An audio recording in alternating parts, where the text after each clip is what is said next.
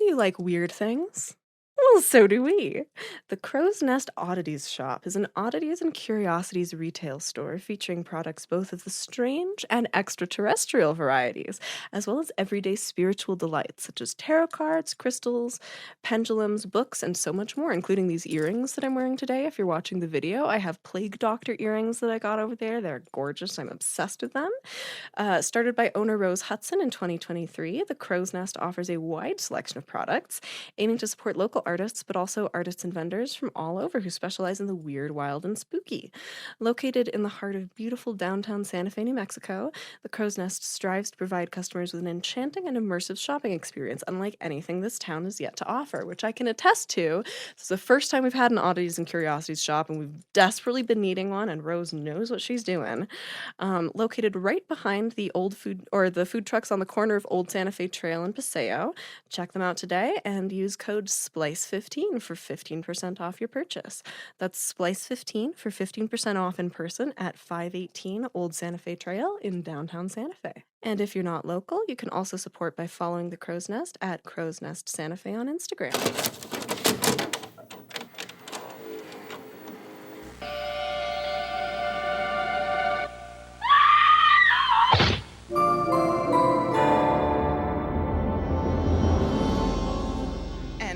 Are living. We're dying. Yeah. We're dolling. Yeah, we are dolling. We are diving in. Yeah. We're diving in. We're okay. back. We're back, We're baby. back. Testing.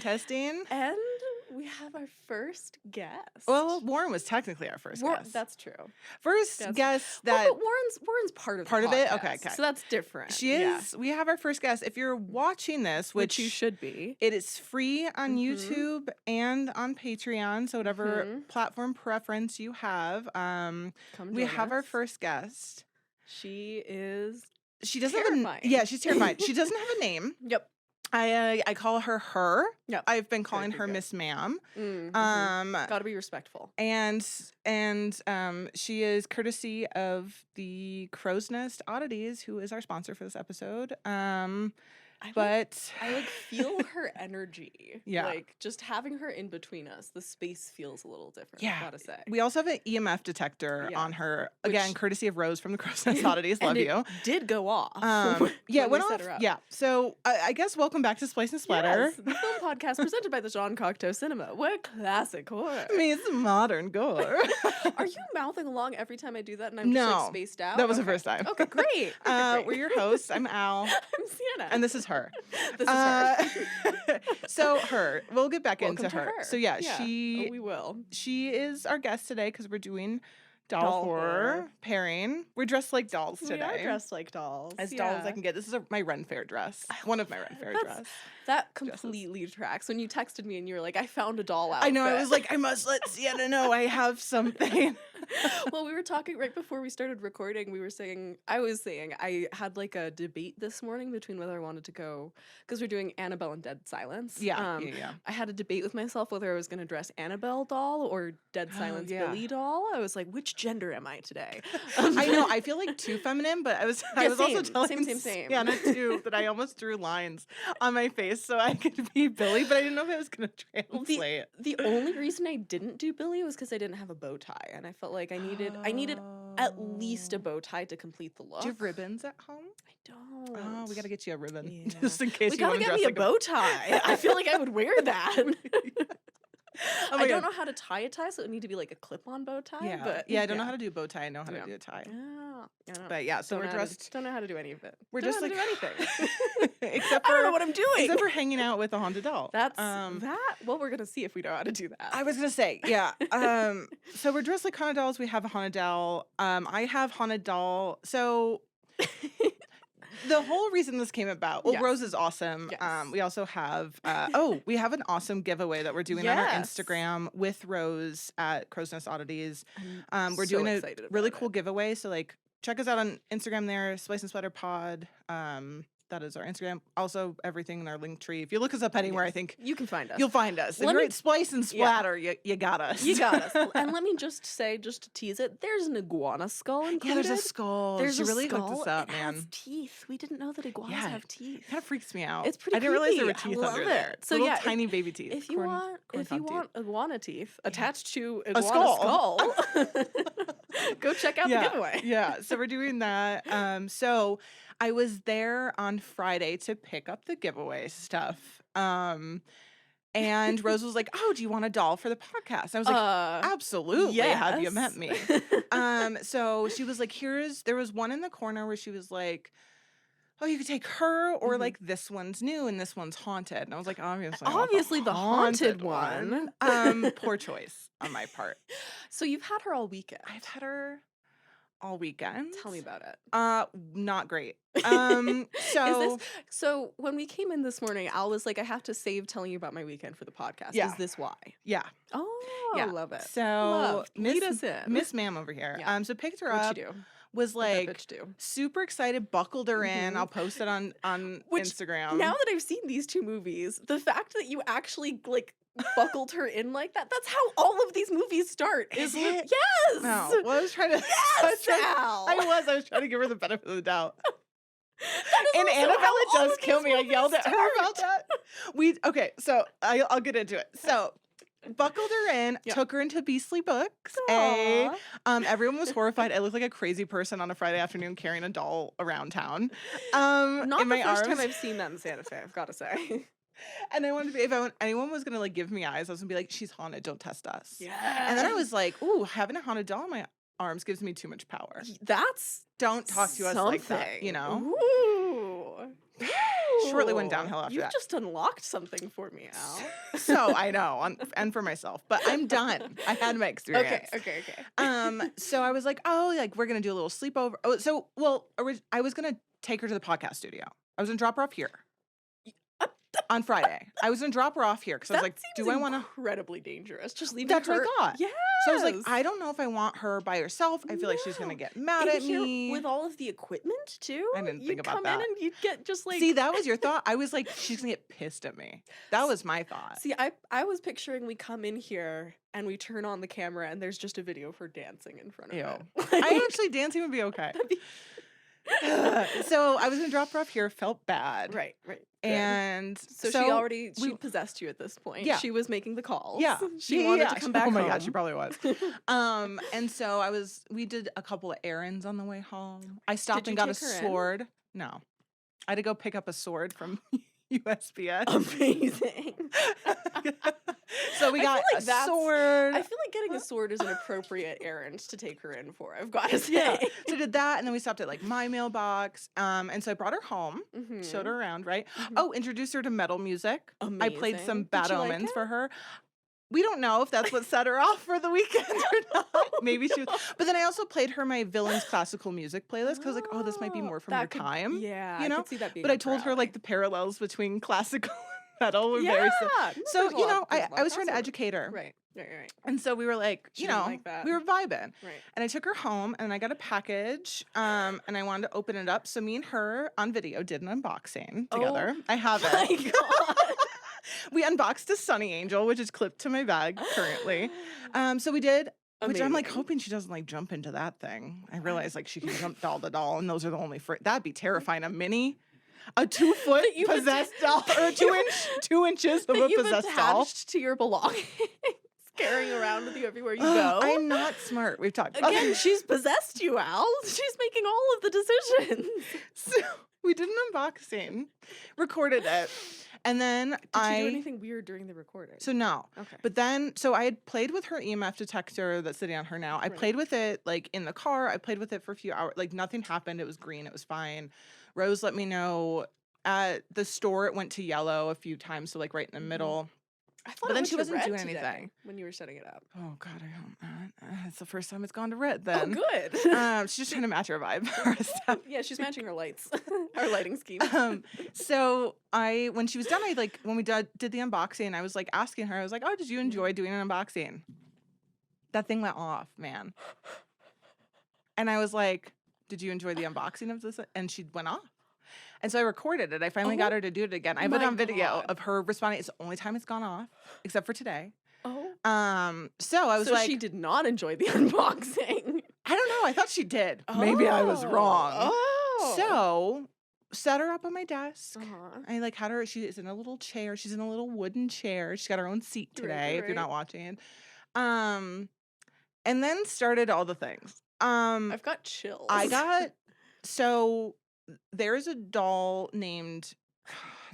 I already am getting a headache around her, just so you know. Oh, good. There's a doll named Peggy who I have had the privilege to see. If you go to Las Vegas, off of the Strip, Zach Bagel Bites, if you listen to And That's Why We Drink, Zach Bagel Bites has a House of Horrors kind of thing. Cool. And so I went to it, and there's a doll named Peggy. She's in a room all by herself. And That's Why We Drink did an episode on her, and so many people wrote in afterwards being like, I listened to the episode and I got a horrible headache. I did too. And I felt like someone tugged on my hair listening to the episode. So she has that effect on people, right? Met her, didn't look her in the eye, said hi, like freaked out about it. And like, so I'm aware of like what haunted dolls can do, right? Right. So she was not even home like an hour with me, or like maybe a couple hours. And I get the occasional migraine, but I take ibuprofen, I drink water, I put a heating pad on my head, and like 30 minutes to an hour for years, that is my cure. I've never had anything past that. Miss Ma'am over here, I'm pretty sure is the reason why I had a headache that lasted from like 6 p.m. all the way until like the next morning. It was also the first time my dogs woke me up in the middle of the night. And like they have been sick all weekend. Miss Ma'am. On top of having that, so like horrible headache, I had this feeling, which I'm having now, of like hair standing up on arms, back of neck. I just feel like that's just because I got hairy fucking arms. No, like I could see like goosebumps. I just feel I feel chilled around her. It does feel the feeling of being watched in she slept overnight like in there. I was checking that Ring cam like, oh my god. May I suggest we leave her in the studio so that it cools off every time before we record, because it is much cooler in here than it was last time we recorded. Is it? Oh, I don't feel like overheated the way I did last time. I do, because I just feel sick. Oh, fair. Cool. So I like that next morning I was like, I'm sorry, you're gonna go hang out in the car for the weekend. So I put her in my car. Did you have car trouble? I did not, but every time I didn't drive with her in it. Okay. Fair. When my dog was sick and I had to go to the emergency vet this weekend, I ran her upstairs, put her on the balcony. Smart. Yeah. And then when I went to go take her back down, she was in like a Target bag, which like are flimsy, right? And maybe this is just me being like, whatever. But like, I went to go put her in the car and I'm like, I'm putting you back down there. The whole bag, and again, she's like lightweight, right? If you lift her up, she's like not that heavy. No. The whole bag just ripped and she almost flung out. Oh my god. And I was like, bitch, you're not escaping that quick. Dude. Oh, I shouldn't call you that. I'm so sorry, Miss Ma'am. I already did as well. We mean it with love, Miss Ma'am. But every time I walked by my car this weekend to walk the dogs, I swear to God, I got like a tinge of a headache every single time. And I got it as soon as we got in the car together this morning. Here's my headache. So, that was my weekend with her. She's missing a shoe. It's not because of me. We didn't go. She ran off and she just lost a shoe. Like Cinderella. She's waiting for her prince. But yeah, so that was my weekend with her. I thought we were going to have a fun, silly little girls sleepover. I was planning on making TikToks and like being like showing her around and doing stuff. Did you and we didn't get along. So frightening. So we're gonna see how this goes. If there's any like audio things that happen, video things other than the overheating, I just feel like I'm gonna put it on her. So sorry I took up a chunk, but that was my weekend. Important. This is very important. And she's kind of got a little like, I don't know if I like her smile anymore. I used to think she was cute. Now I'm can't just stop like looking at her. I kind of don't trust her anymore. There's something like very entrancing about her eyes. Oh, it was driving in today too with her. The way she was in my car, just like in a box in the front seat. So again, exactly like in the movie. If I hit bump, no, I realized like it was so hard because I was like gonna watch the movies with her and stuff too, and I literally told her I was like, don't get any ideas, but we didn't even get that far. Oh my god, I couldn't bring her back up. Oh my god, I you can't. locked her in the car for the movie? I put her in the trunk the second half of the weekend. I feel like that's why I feel like when I set her down, she was like, finally. I mean, no Finally wonder out of the she's mad. She was mad before. I was trying to bring her in my life as a friend, and she decided to be rude. She's like, this bitch just kidnapped me, stuck me in the back of their I trunk. told her, I was like, I'm not taking you away from here forever. You're gonna go to a good home. It's just a So field she's trip. up for adoption, guys. If you want her, she is available. She just needs somebody to give her love. I tried. Damn. I was trying to be a good foster parent, and she had to be rude about it. Unboxing, she was gonna she was gonna be a TikTok famous, you know? A star. Yeah. A star.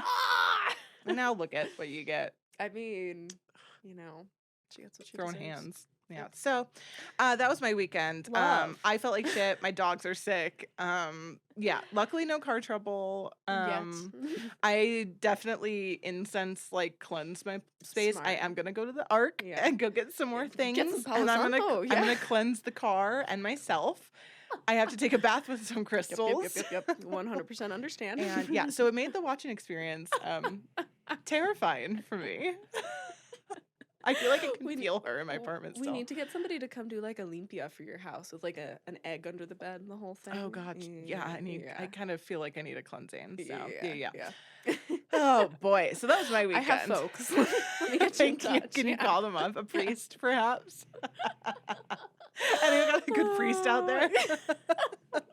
Hook me up. It's hard to find a good priest these days. It's so hard. Fleabag took them all. I was gonna say specifically, can I have a hot priest? Can I request Andrew Scott? Oh my god. Oh my god. How do we start? I don't even know. Do you have like tidbits or anything? I do. Okay. I have to say, I don't know how much of this is just because you were talking about it, but now I have a headache too, which I'm I telling did not you when I walked in here. She has. I am telling you, she has that effect. Yeah, that's pretty interesting. Okay, yeah. so Warren, let us know if you get a headache too. Yeah. Anyone listening, if you guys get anything, just let us know because she's like Peggy Part 2. Maybe I'll call her Pegs. She does kind of have a Peggy type of. We're gonna say type of Peggy look to too her. much, and Peggy the doll, the real one's gonna. Ugh. Okay. So hang in there with us for a different reason this week. All right, so tidbit. Yeah, tidbit time. This one I got. It's so hard to go from that to this. I got so excited about this one that I actually wrote tidbit. Oh my gosh. I love it.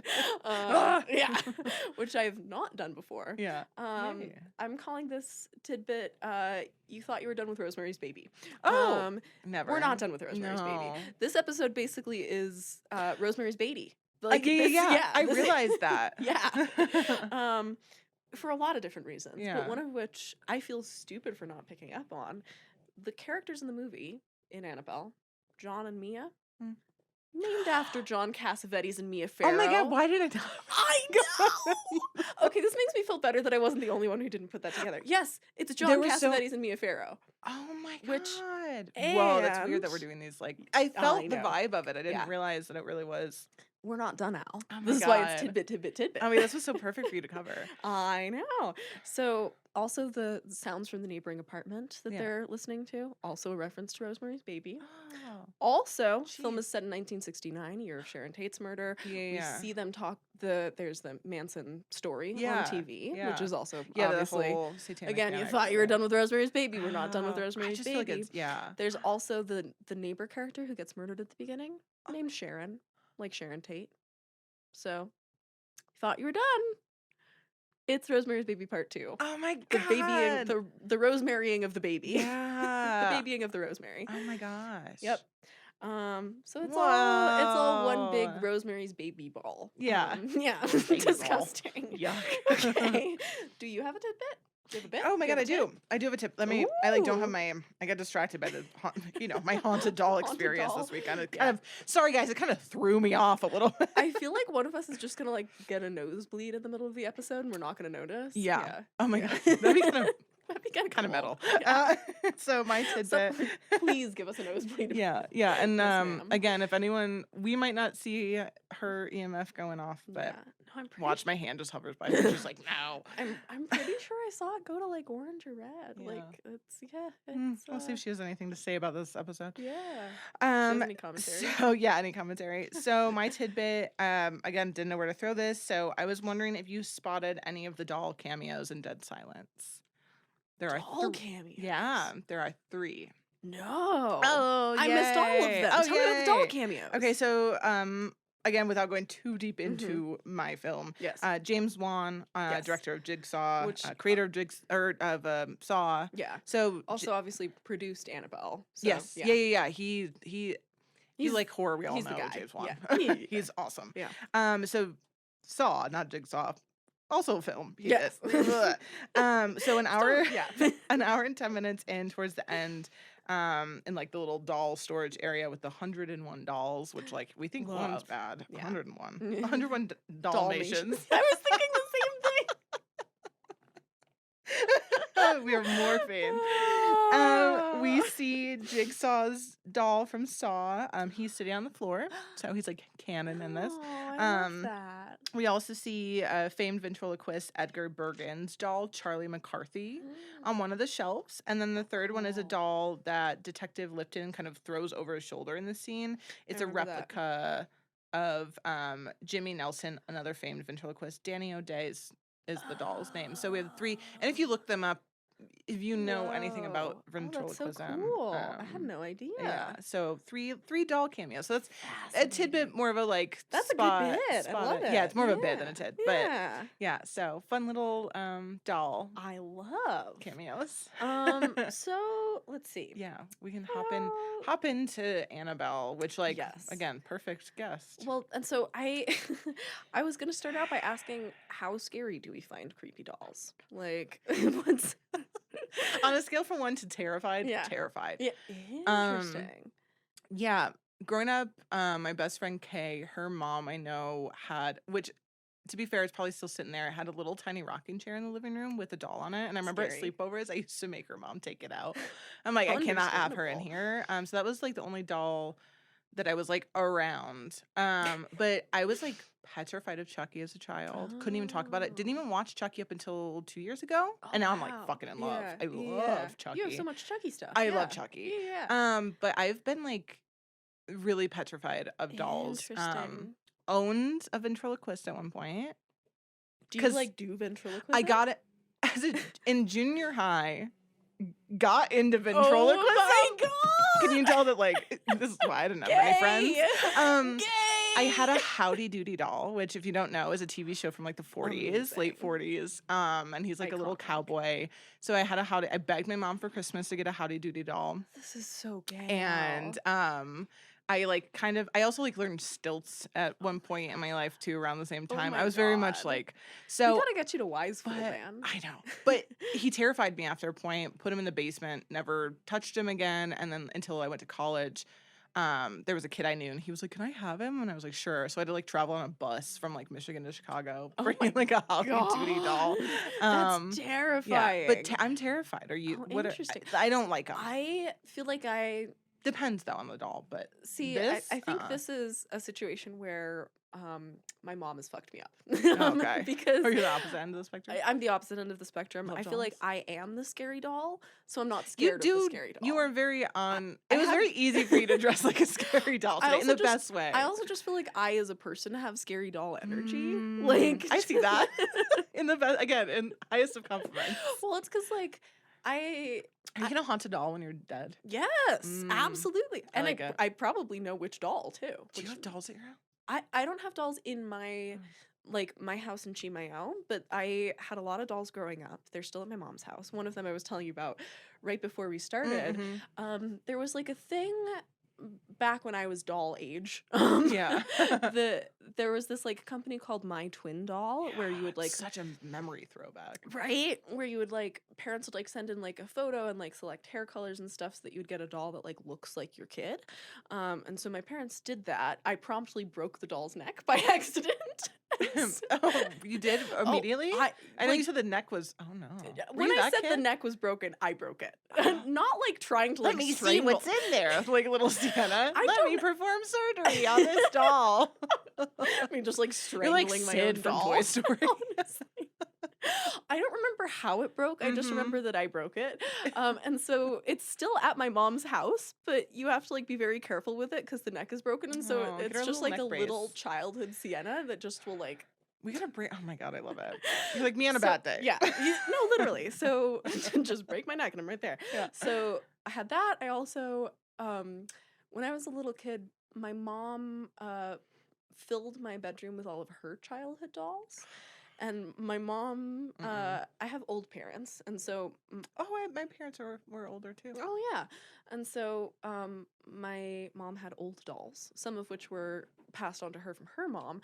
One Okay. of them, I'm wondering if you've heard of because I saw it come up on her TikTok the other day. Actually, Okay. do you know of this like very Are you gonna say the I wait, go. Are you gonna say what? Oh my god, I hope you don't say what I think you're gonna say. Little Miss No Name?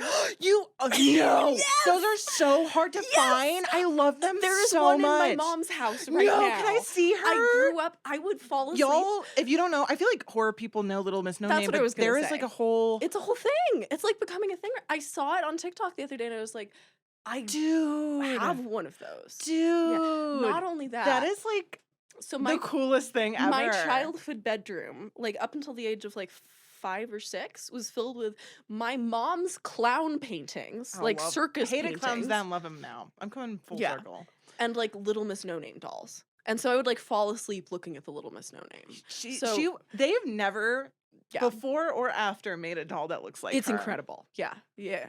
And like the story behind it is like so depressing. So fucked up. Do you want to give like a gist for people? The idea she's like Isn't a doll 1940s? No, right? she Or was it released in like 65. Was it? Or Oh, something like 60s. that. Yeah, Yeah, that makes sense. 60s or maybe Okay. earlier 60s, but yeah. So she, because 65, my mom would have been 9. I don't know if she would have gotten a doll at that age, but anyway, she's from the 60s. She's like this doll who's wearing like a potato sack. Yeah, she's depressing. And she's called Little Miss No Name. The idea is that she's like an orphaned child. She's got like a glass tear coming down her cheek. She's pouting, so she's like her eye. Yeah. she's got a like look those about like her. giant like big-eyed 60s doll looks, but with like the one tear. Yeah. And she's got like this like fucked up hair that looks like she like chopped it off herself. Yeah. And the whole idea is that she's like an abandoned child and you're supposed to want to like rescue her and take her in because nobody wants to love Fucking her. 60s, man. They're like, our children, we're too busy doing drugs and throwing parties, so we're gonna give them some child to look after. Some abandoned child to pass their abandonment issues on to. Yeah, so that's I think because of that. So cool, man. And so I think because of that, it's very hard for me to be scared of dolls because like I grew up with the scariest doll that was ever made. So. Yeah. To be fair, she's yeah. She's specific. But she's so cute. I'm pretty sure she was discontinued within like months of being She released. wasn't. They took her off the shelves like immediately. Yeah. It was like one Christmas. And they were like, "Ooh, we gotta they were pull like, her." that didn't work. But now she's like sought after, especially in like the horror community too. Yeah. Like she's got such a story about her. I've been fascinated with her. I think I found out about her like 2-3 years ago, maybe. Yeah. So I'll bring her in one of these days. I should have brought her in today. But yeah, no, it's all good. I feel like that might be too much doll. You know, I feel like we need to give the spotlight to our haunted doll. Yeah. I mean, what am I talking about? Little Miss No Name's haunted, but anyway. Yeah, she's Little Miss No Name Part 2. Honestly. Little Miss No Name Junior. Little Miss thing. So yeah, between Little Miss No Name and like broken neck doll of me as a child. You're like, I'm good. No dolls can scare me we were anymore. opposite ends of the spectrum. Yeah. So I was terrified watching this pairing, especially knowing I had a haunted doll on my person. I was like delighted. I was like, "Aw, like it's cute horror." You should have slept with her this weekend. I should have. We would have gotten along so well. My headache's already going away. I feel energized. I'm great. As soon as I started talking about Little Miss No Name, I was like, "Ooh, I feel wonderful." Great. Yeah. She's A entered my body, I guess. Yeah. My clothes slowly transformed into a potato sack. You didn't wear your clothes grayer. Okay, let's get into the actual film. Yeah. So this is directed by John Leonetti, written by Gary Dauberman, produced by Peter Safran and James Wan, who directed your film. Of course, I had said he's going to come up in your section. I wrote down, and I don't know how you feel about this comparison, but particularly because we were talking about Rosemary's Baby last episode, I was like, I feel like James Wan is kind of like the William Castle of today.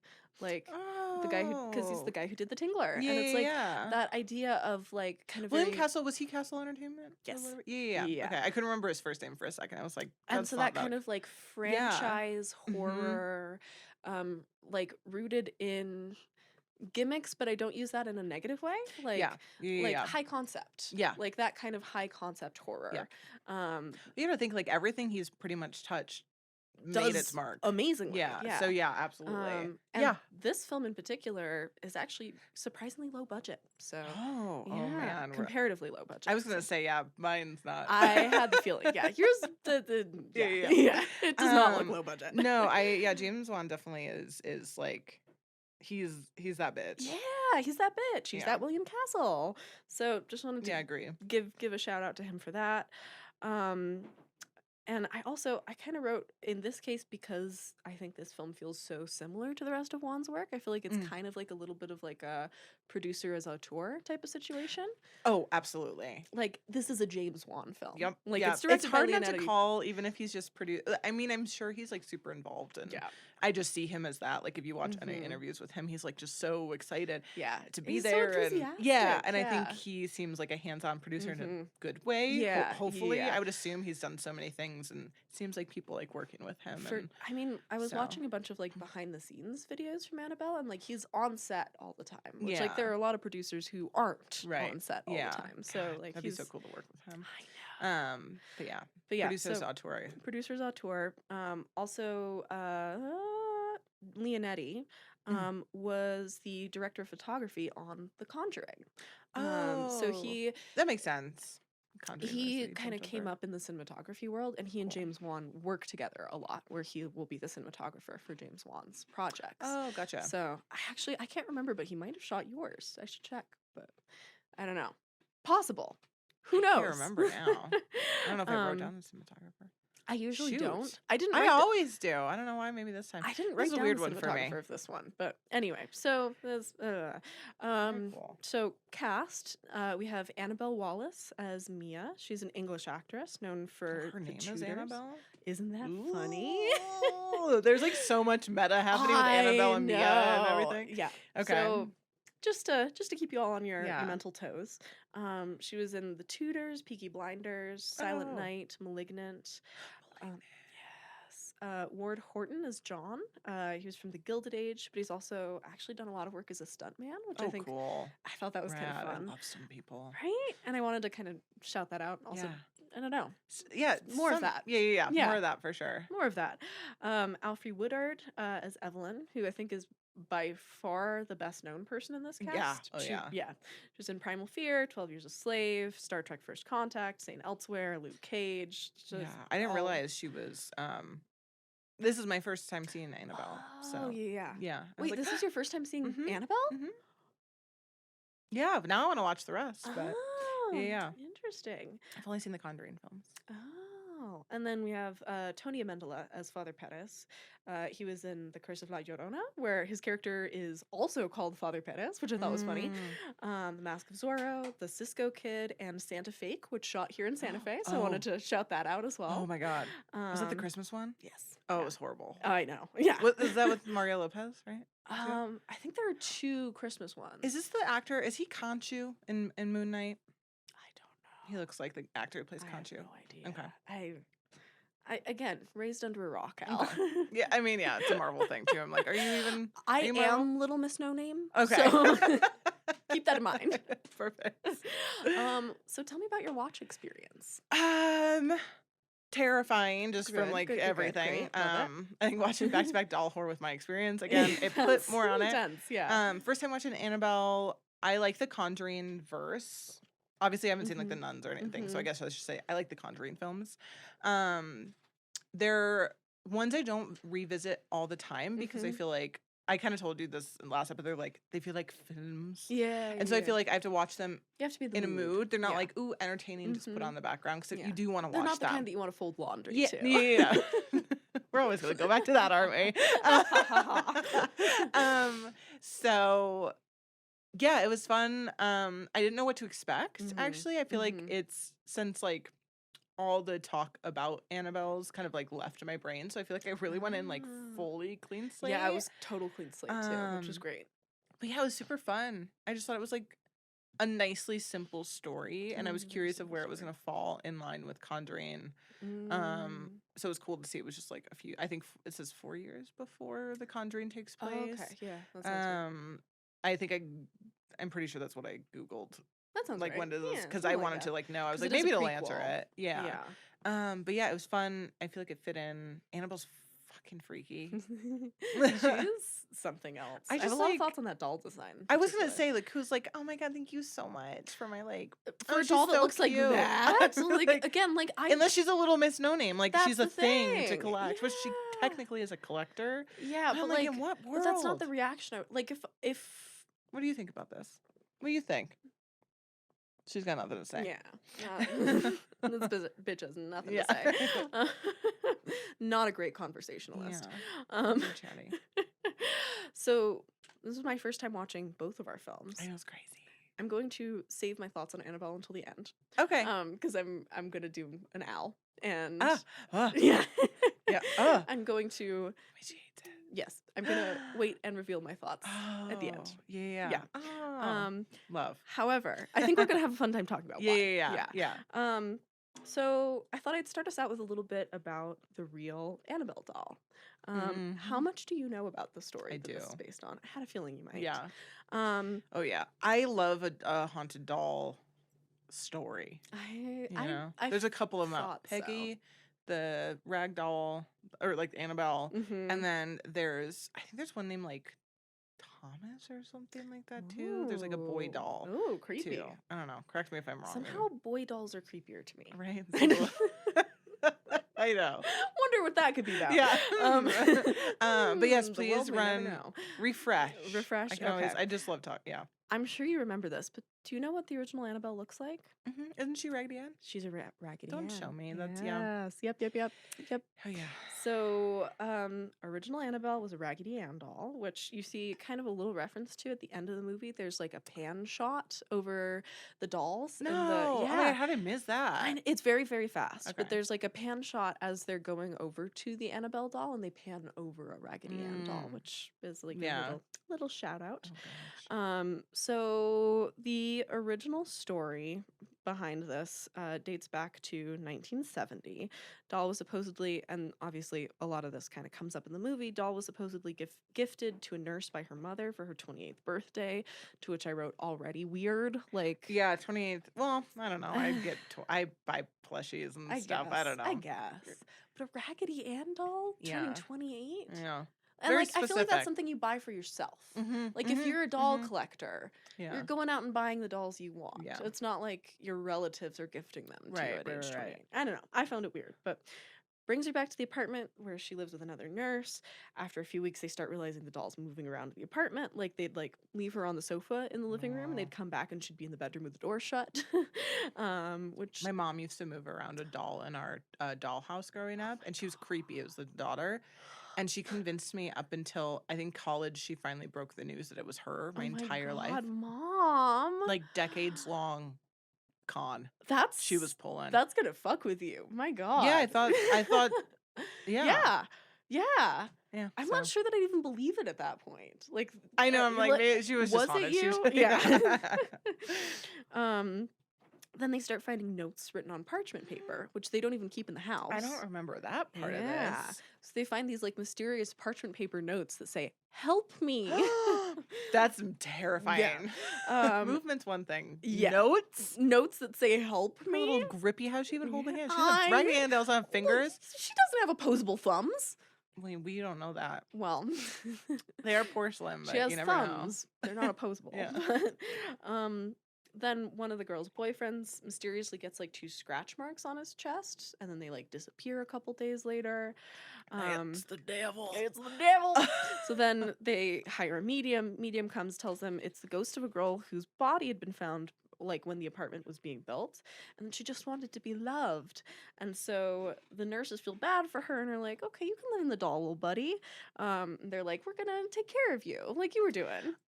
See, this Yeah, is don't always be the nice. problem. Don't be nice. And so then They they don't care. contact the Warrens, which is it Ed and Lorraine? Am I Mhm. remembering their names right? Ed and, Yeah. yeah. So they contact the Warrens, which is who the Conjuring verse is Mhm. based around. And the Warrens are like, "Oh no, she's manipulating you so she can possess a human. Don't be nice to her. She Yeah. doesn't just want love, she wants your soul." Yeah. Uh, Yeah. so Do you want my soul? I don't and have one. Too bad. Too late. I know. I'm like, is she gonna I'm like, yeah, respond? I felt like she was going to. Imagine. So they take the doll, and apparently even on the drive back, the car keeps stalling with the doll in it. Um, No, ma'am. they like lock her up in their museum where she was on display until the museum closed, Yeah. which the museum is currently closed. So I don't know what's happened to the doll since then, but there are a couple of alleged near-death experiences that happen around the doll, all of them involving like crashes. Oh And so God. there's one where there's a priest who like supposedly came to look at her, didn't believe, like picked her up and was like, "Oh, how silly." Like the one in the movie. Got Yeah, it. exactly.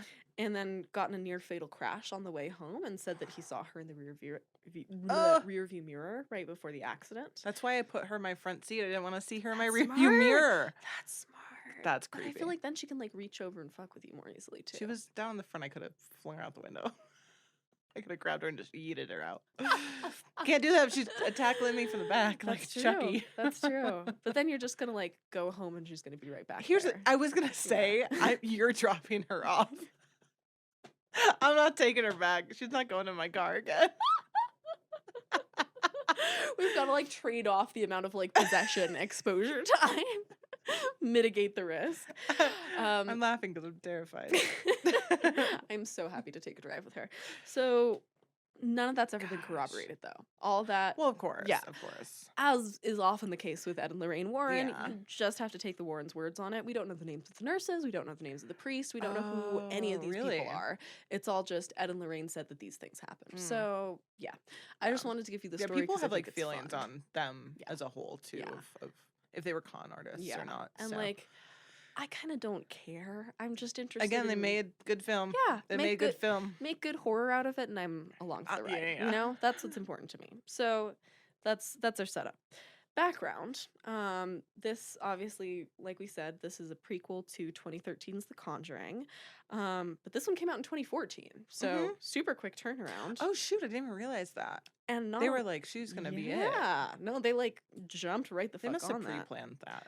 I think they would. I'm sure what probably happened is that they had the project like kind of ready in case The Conjuring did well, and then when The Conjuring did well, they were like, okay, green light. Yeah. Annabelle. But they started production in January 2014, and The Conjuring came out in like late 2013, and then released it in September of 2014, which like I wrote like that makes my brain hurt as a filmmaker to like start shooting in January and release the film in September. That's such a fast turn. I feel like from what I know of like James Wan, I feel like he's always like working on multiple projects at once. That's so a I good think point. he's able He to probably do that. prepped a lot. Yeah, and I think with like 2014, it's like how many they did that with Saw. Saw 2 came out so quickly Yeah, you're after right. the first Saw. You're right. Yeah. And then then Dead Silence came out. It's just I feel like he like project. I He's guess able to even- do it. I don't know. Even look at like X and Pearl, which they shot together so that they could release them back to back. Yeah, too, so- Strangers too. I think. Yeah. Well, I know they're releasing. I don't know if they shot those all, but yeah, I feel like mhm. that's maybe. It happens sometimes, happens, but but- it's crazy. Anyway, I thought it was interesting. Leonetti, the director, talked a lot about kind of the challenges and expectations of franchise installments. And I found this article on backstage.com that made a really interesting point looking back from 10 years later. I pulled a quote, and this article said, "This film is not a continuation of The Conjuring, but an extension of the story and the first part of a new business plan for New Line Cinema and Warner Brothers that capitalizes on the built-in fan bases for successful films, allowing for smaller budgets and production time with a bigger payout on the back end," which I think like we're just seeing more and more of that in the decades since. So it's like this is really a good example of like where things have continued to go from that point. And same with like The Nun too. It's like a whole. That's why it's like the Conjuring verse, but here's all these different. It's smart, man. Well, and I also said, I think because I was thinking about this, and like I know this is something that we complain about a lot is the like everything's a reheat or a rehash or like a sequel. But I also going back to like the comparison to William Castle, William Castle's movies are not famous because they were like really groundbreaking and creative and each one was like a super original idea. They're famous because he was really good at identifying genre tropes Mm-hmm. and executing them. Absolutely. And Absolutely. that's a big part of horror. It's a Mm-hmm. really codified genre. Yep. And so I also just kind of wanted to say that I think that the way we talk about that as automatically a bad thing is maybe a little more complicated. Mm-hmm. Just because, like, I don't know. I think the way I put it was like where William Castle might go, like, let's make a scary doll movie. Right. James Wan goes, let's make a Conjuring universe movie. Right. But right, I don't right. think those two things necessarily that one is going to automatically lead to worse results. And I don't think Huh. that we Yeah, should yeah, yeah. blame one for being part of the universe Yeah. of another film's universe if it is executed well. Right. Right. No, absolutely. So I Agree. just little getting on my soapbox there, but I also think too, it seems like they had that planned that they were gonna do it too, and I think Mhm. that adds a different layer of like they built this from the ground up Right, that way too. right. It's not like tacked on. Yeah, so it's Um, like inherently like those things are thought out in a For different way sure. too. But yeah, if it's good, it's good. If it's I good, it's think good. it could be the same thing, copy and paste of something else, but Mhm. like it can be done well. Yeah. Look at I'm sorry, Chucky. I think is a great example. Exactly. They are like it's like we're still making those. It's like Mhm. yeah, but it's like they're Are keeping they it good? fresh Yeah. and it's good Yeah. and you know it's growing with the Mhm. audience in certain ways. So Well, and I guess like the thing I'm getting at is like I don't think that films that are not franchises Mhm. are automatically any more original than films that are. Mm-mm. So Yeah, no, not at all, like not at all. just So don't judge a franchise by its cover. yeah, I love it. So, um, interesting thing about the writing though, Leonetti, the director, was actually the one who really kind of pushed for the demon to be more of a character, and his Mm. idea behind this was that the horror of kind of tying it back into something more demonic Mm. would allow it to reach further into fear than just the doll alone. Yeah. And so I wanted to ask, do you agree? Yeah, I think that's again, it's something with Dead Silence, Mhm. that I kind of noted is that it's not just a scary doll. Right. It's Right. there's this extra layer of like if you're just afraid of dolls, obviously you can be surface level afraid of this doll and everything, but you know, there's then what is possessing the doll? Right. So that's like the true horror is kind Mhm. of just using this as its like mouthpiece. Yeah.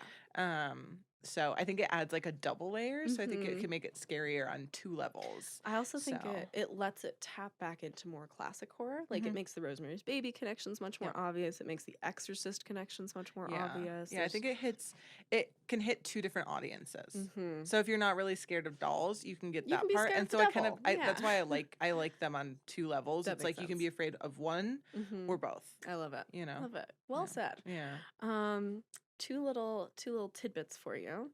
Leonetti also was the cinematographer for Child's Play 3, speaking of Chucky. So Oh, he's like notoriously lived the worst one. there you go. I think haven't I think it's the third one, yeah. I haven't seen any of the Yeah. Chucky I films, love so I all don't of know, them. I but don't really care if people say stuff like that, but I just think Chucky's great. yeah. So. But you know, he's been living in the haunted doll world for a very long Yeah. time. Very There's cool. also a little Dead Silence connection. When Annabelle is being unboxed, there's actually there's like a little sticker on the box that says Raven's Fair. Yeah. Oh, So I didn't even it notice like that. they like live in the same world. James Yeah. Wan likes to do that. Yeah. He Yeah. gives oh god, I was just watching it was like more of a, like a I'm pretty sure it was him. It was like a sci-fi uh kind of oh my god, like not post-apocalyptic. What's the word for like dystopian? It was a Dystopian, dystopian yeah. world. I can't remember the name of it now, but there was like graffiti on a wall and this character was walking down the hall and I think it said like jigsaw or something like that. And I was like, oh my god, even in this, he's nodding to Yes. himself. And I'm like, I that's just how, love that. again, That's so play. satisfying. He's just Yes, playing. just play. So I love That's- that he had Raven's Fair. Yeah, I thought you'd Aw, like that. There's a yeah. lot of little kind of crossovers like Yeah. that. Cute. Also, I have a second tid for you, and I Ooh. debated for myself which of these to put at the front. Yeah. I decided to leave this one to the episode because I think it's a little bit meatier of a tid. So, Yeah. so tid. We know Al loves an actor profile. I do. We know Al loves practical creature design. I do. And we know Al loves a sound tidbit. I do. So, in possibly the most Al-coded tidbit ever, Oh my gosh. composer Joel Bashara also plays the demon. Oh, He's the performer playing the demon. oh, You can find videos of him getting into costume on YouTube. The stop. makeup That's art. so I cute. know, isn't that awesome? I do. And- I love this. And he played the demon in The Conjuring too, Oh, and no he way. soundtracked Oh, no that way. too. So he's like, Oh this my is like his thing. gosh. He Oh my, like, that's he- so Yeah, he cute. likes to do a little demon cameo in the films that he soundtracks. I love that so Yeah. much. That's so fun. I was like, this is the most Al tidbit Ah, I'm ever. it's just because find. everyone needs to do stuff like that, Yes, man. How absolutely. adorable. Isn't that cute? I wonder how that like. Do you think he like pitched himself or like James like knew him and he It's was a like, "Do you great want to play the demon?" question. I mean, Like, how does that conversation? I want to work on a set where someone's like right? doing something completely different. They're like, "Do you want to play a Do you demon?" I'd wanna be play like, the demon? hello. Yes, please. Have you Men?" met me? Yeah. Yeah. Oh, thought you'd thank enjoy you. that. I love Yeah. that. There's so like all these great videos of him like getting into costume, to and find they're like, these. yeah, like they had to like drape like plastic wrap over his face Ew. so that he wouldn't like get Breathe. Yeah, yeah. I was like, Just how are kidding. they not suffocating him? I don't know. It was a Yeah. very complicated They process. poked a hole for him They must like have. a bug. But yeah, so in The Conjuring, he's the one who plays Wow. Bathsheba. So No way. yeah. So watch out for Joel Bashara. Oh my god, that's so cool. Yeah. Sure. So getting into the making of, this is a 25-day shoot, and they shot in sequence, which I thought you would find fun. Yeah. What did we just talk about? One of mine was just strangers. Yes, that's what it was. Yeah. Which shot in sequence. I've got to be honest, I feel like that's a very cinematographer turned director move, just because it's like His brain can wrap around the motifs and stuff better. partially that, and partially also like, dude, you're kind of treating your actors like they're camera equipment. Yeah. Like Setup that is one, setup literally two. the job of an actor, because like he said, the reason he did it was to preserve the actors' emotional arcs. The job of an actor that's like it's is not to preserve their yeah. emotional Yeah, arc. yeah. It's Like I wonder how much like if you look at film, like what's the percentage of like shot sequentially? It's like so it's so tiny. Yeah. It's so because most of the time it's just impractical. Yeah. And or you get costs too much. sides like that Yeah. day. Like you're literally 'cause sitting in it's your makeup constantly chair. changing. Yeah. So it very much funny. strikes me as like somebody who's used to working on the technical side of Mhm. things, Eh. who's coming over and who's like, He's like, I I can gotta just treat the people like they're Yeah. like technical things, Yeah, I'm playing right? Barbies right now. Exactly. Which like I I find it funny. It I'm not is. trying to be mean. Yeah, I just yeah. find it funny. yeah. Shot in and around LA. A lot of it was shot at the bookshop in Covina, California.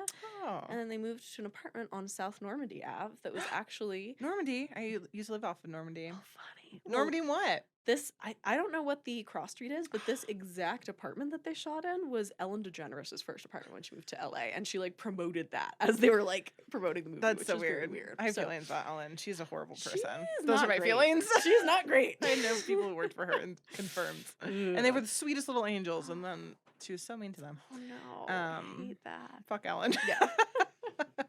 I'll say it Well, now. at least bad things happened to her first apartment. Uh-huh. So Wow. serves her Yeah, I fucking lived right. off Normandy too. I'm so curious. Where? Love that. Did you recognize anything from the movie? Nope. That's so funny. Also, LA changes like that's crazy. constantly. Yeah. Yeah. We do, however, have haunted set stories for this one. Perfect. We have two Miss Ma'am, haunted- anything to say about this? Commentary? Commentary? Questions? Concerns? Guilt? Guilt? How do you feel about this, Confessions? ma'am? Okay. Hello? Was it you? She just, like, Imagine. She's winks. like, yeah. So quote from Leonetti. We went into the apartment where we were shooting, and in the transient window above the living room window, it was a full moon, and there were 3 fingers drawn through the dust in the window. And our demon has 3 fingers and 3 talons. The markings were like backlit by the moon. He also woke up one morning, and he's like posted a picture of this online. You know the weird kind of like rune that gets like painted on the wall in blood? He woke up and the No. lights in his room were making that shape on the No. roof. And Ugh. even creepier, this one's a story from producer Peter Safran. He says, we shot in this amazing old apartment building near Koreatown. I was in Koreatown, so There you it was. Yes. This apartment was near me. Yes. Okay. There you go. And Stop he said, it. we had some funky stuff go down. Love it. In particular, the first day that the demon was shooting in full makeup. So as Joel Bashara's there, We brought the demon up in the elevator. He walks Brought out. the demon up in the elevator. Sir, we're supposed to be going down. He walks out and around to the green room where we're holding the talent. Uh-huh. And just as he walks under, a giant glass light fixture is being followed by the actor playing the handyman of the building. And all of a sudden, the entire light fixture falls down on his head, the janitor's head. And in the script, in the original draft of the script, the demon kills the janitor in that hallway. The beat got changed for the shooting script, but Safran joked that the demon didn't get the revised pages. Thought you'd like that. Oh my God. Yeah. No. So it was you. Yeah. That's so spooky. Uh-huh. Uh-huh. Was he okay? Oh my God, probably not. I'm asking if he's okay when like a light shattered on his head. Like he's clearly not okay. Clearly not like great. But, He like, didn't die. He didn't die. He Oh my lived. God. There were no deaths on this set, so that's something. Whew. Good. Thanks for getting that out of there. Yeah. Get that out the door immediately. Keeping things We need light to and learn fluffy to, today. yeah. Yeah. Oh my gosh.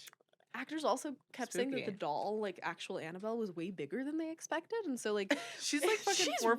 really big, and so they like would keep like seeing her around corners and like thinking it was a real person because she was like She's like she's child big enough. size. Yeah, she's child size. She's like Megan size. I also thought you'd enjoy during the scene where it's like right near the end and we go into Mia's bedroom and we see that all the dolls, like their faces are melting. Mm-hmm. Do you know how they did that? They melt their faces. Hot glue, baby. Hot glue's the glue. best. Isn't that satisfying? Yeah. I don't know, just something about that image. They would hot glue it and then they would spray colored hairspray over it to like give it this. That's like so this, smart. Yeah, That's right? fun. Hot Yeah. glue. Hot glue also Which- makes for great spider webs. It's what they use in the Haunted Mansion in Disney. Oh, I They love. take a hair dryer and they blow hot glue, and it That's so creates a cool. webbing. Oh, I So love that. yeah. The demon design also was based around an actual gargoyle in Rome, but Mm. they did the rib cage based off of a dog rib cage, so that they would feel like there was this something like just a little bit off from human Yeah. in the proportions of the bones. Yeah. Which like I just love a monster design. detail Yeah. like That's that. super fun. Also, little camera tidbit for you that I thought Travis in particular Yeah. might enjoy. So, camera tidbit for Travis. Yeah. out Yeah. there. Just Just for Travis. No one else. Everybody else, plug your ears.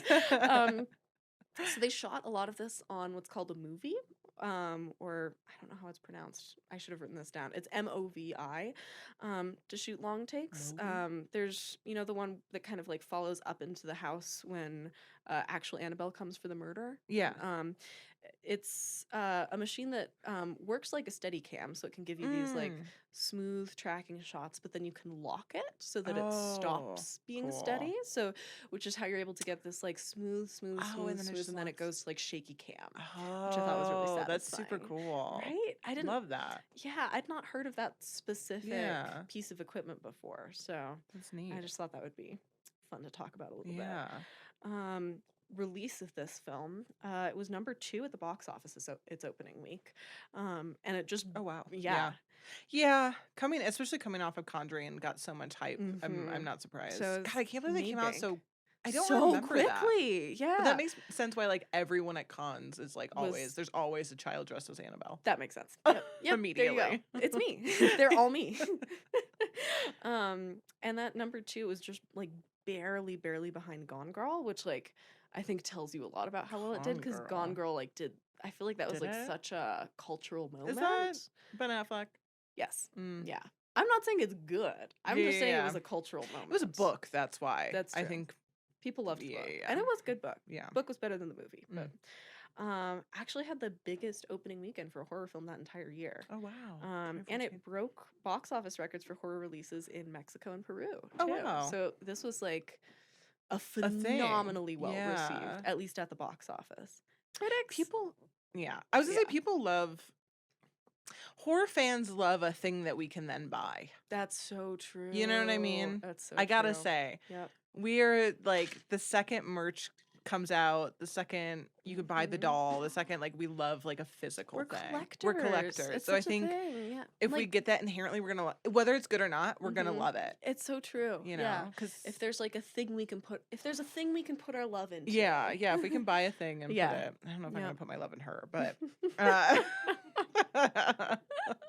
She doesn't have to stay with me anymore, so I'm not being There you nice go. about it. She was nice to me. She can put her love in you, maybe. Oh other God, way I hope around. not. I hope she leaves her love wherever it is. Her love of She's gonna see the chair. death and headaches. Okay, so critics hated this movie, Mm. in particular in comparison to The Conjuring, which Yeah, you Yeah. literally cannot compare Yeah, these movies. I You don't can't. I don't think it's a fair comparison. No. I don't. No. Not at all.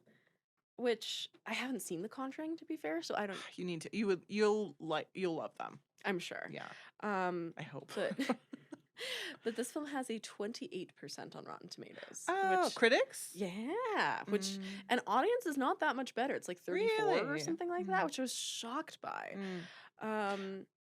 It's simple story. That's why I said it's simple. Yeah. It's not like I agree. crazy. Yeah, Well, we'll no. wait for your commentary. Yeah, and I also just I don't think it's that fair to compare a prequel to the film that it's based on if their stories are so distinct. Because like this is not an Ed and Lorraine Warren film. This is not No. a film with the same characters. Right. This is not a film in the exact same time period. Yeah. It's not a film in the same location. And so to me, I think as a critic, you need to be able to separate those out and Yeah, it's allow a it to stand branch on a its own. tree. You can't you got to look at the branch. Exactly. It's not the same. Exactly. Which like I don't know if that was a good analogy or not. I know what you meant. It's so philosophical. I also just like a lot of the critiques of this movie were about it being formula heavy, which again I just don't think is a fair critique for horror because horror is a formula based. I was gonna say that again. Yeah. One of the things we like, we know to a certain degree, we can know it. That's why it's fun when we get the horror films that do something different. Right. Because it's like, ooh. Exactly. But are we tired of the old stuff? Right. No. I mean, that's in no way. No, this is why movies like Funny Games can work and can break the genre mold is because there are movies that follow it to a T. Yeah, you can't always have different. That almost feels exhausting. And it's also horror tropes exist because they work. If the whole goal of a genre is to produce a specific emotional sensation, fear, then you're gonna end up going back to the same well, baby. Like it's gonna happen. Yeah. And so to me, fucking critics sometimes. Yeah. Man. So that's a criticism that I just find deeply frustrating. Yeah. And just like not again. They just fair. Yeah. Coffin meet nail or whatever it was. Nail meet coffin. But box office made $257 million. Whoa. Oh, yeah. Holy shit. Want to take a guess at the budget? Okay. 2014, 2013. I'm going to go like first time director? I think second time. Second time. I'm going to go in between like, this is cheating, like 5 and 10 mil. You're right. It 7? was 5 to 6.5. Yeah. So, which for a James Wan movie, yeah, so cheap. Like especially his first one was Saw 2004. So 10 years later. Yeah, that's not. Yeah. It's not like he's Spielberg and has like been doing this for like 30 years at this point. Yeah, he's not like winning all the awards. Right. So very impressive financial turnaround. Also wonder how much The Conjuring was though. I bet it was like you get this much for this and you're gonna get a lower amount for this. Which is also part of what that article I quoted from was talking about is this idea of like you do spin-offs at a lower budget than the original. Yeah. Which again, I don't think that's a fair thing to criticize because it's the exact same thing that brought us B horror in the 1930s to 50s. And a lot of the people who love to criticize that are the same people who love to watch things like Cat People, which I love. Yeah. But that's B horror. It's cheaply made horror that was done to make a buck. Yeah. That happens to be artistically beautiful. Yeah. Do I think Annabelle is artistically on the same level as Cat People? No. Yeah. But we'll get to that. So, has both a prequel and a sequel. There is 2017's Annabelle Creation and 2019's Annabelle Comes Home. Yeah.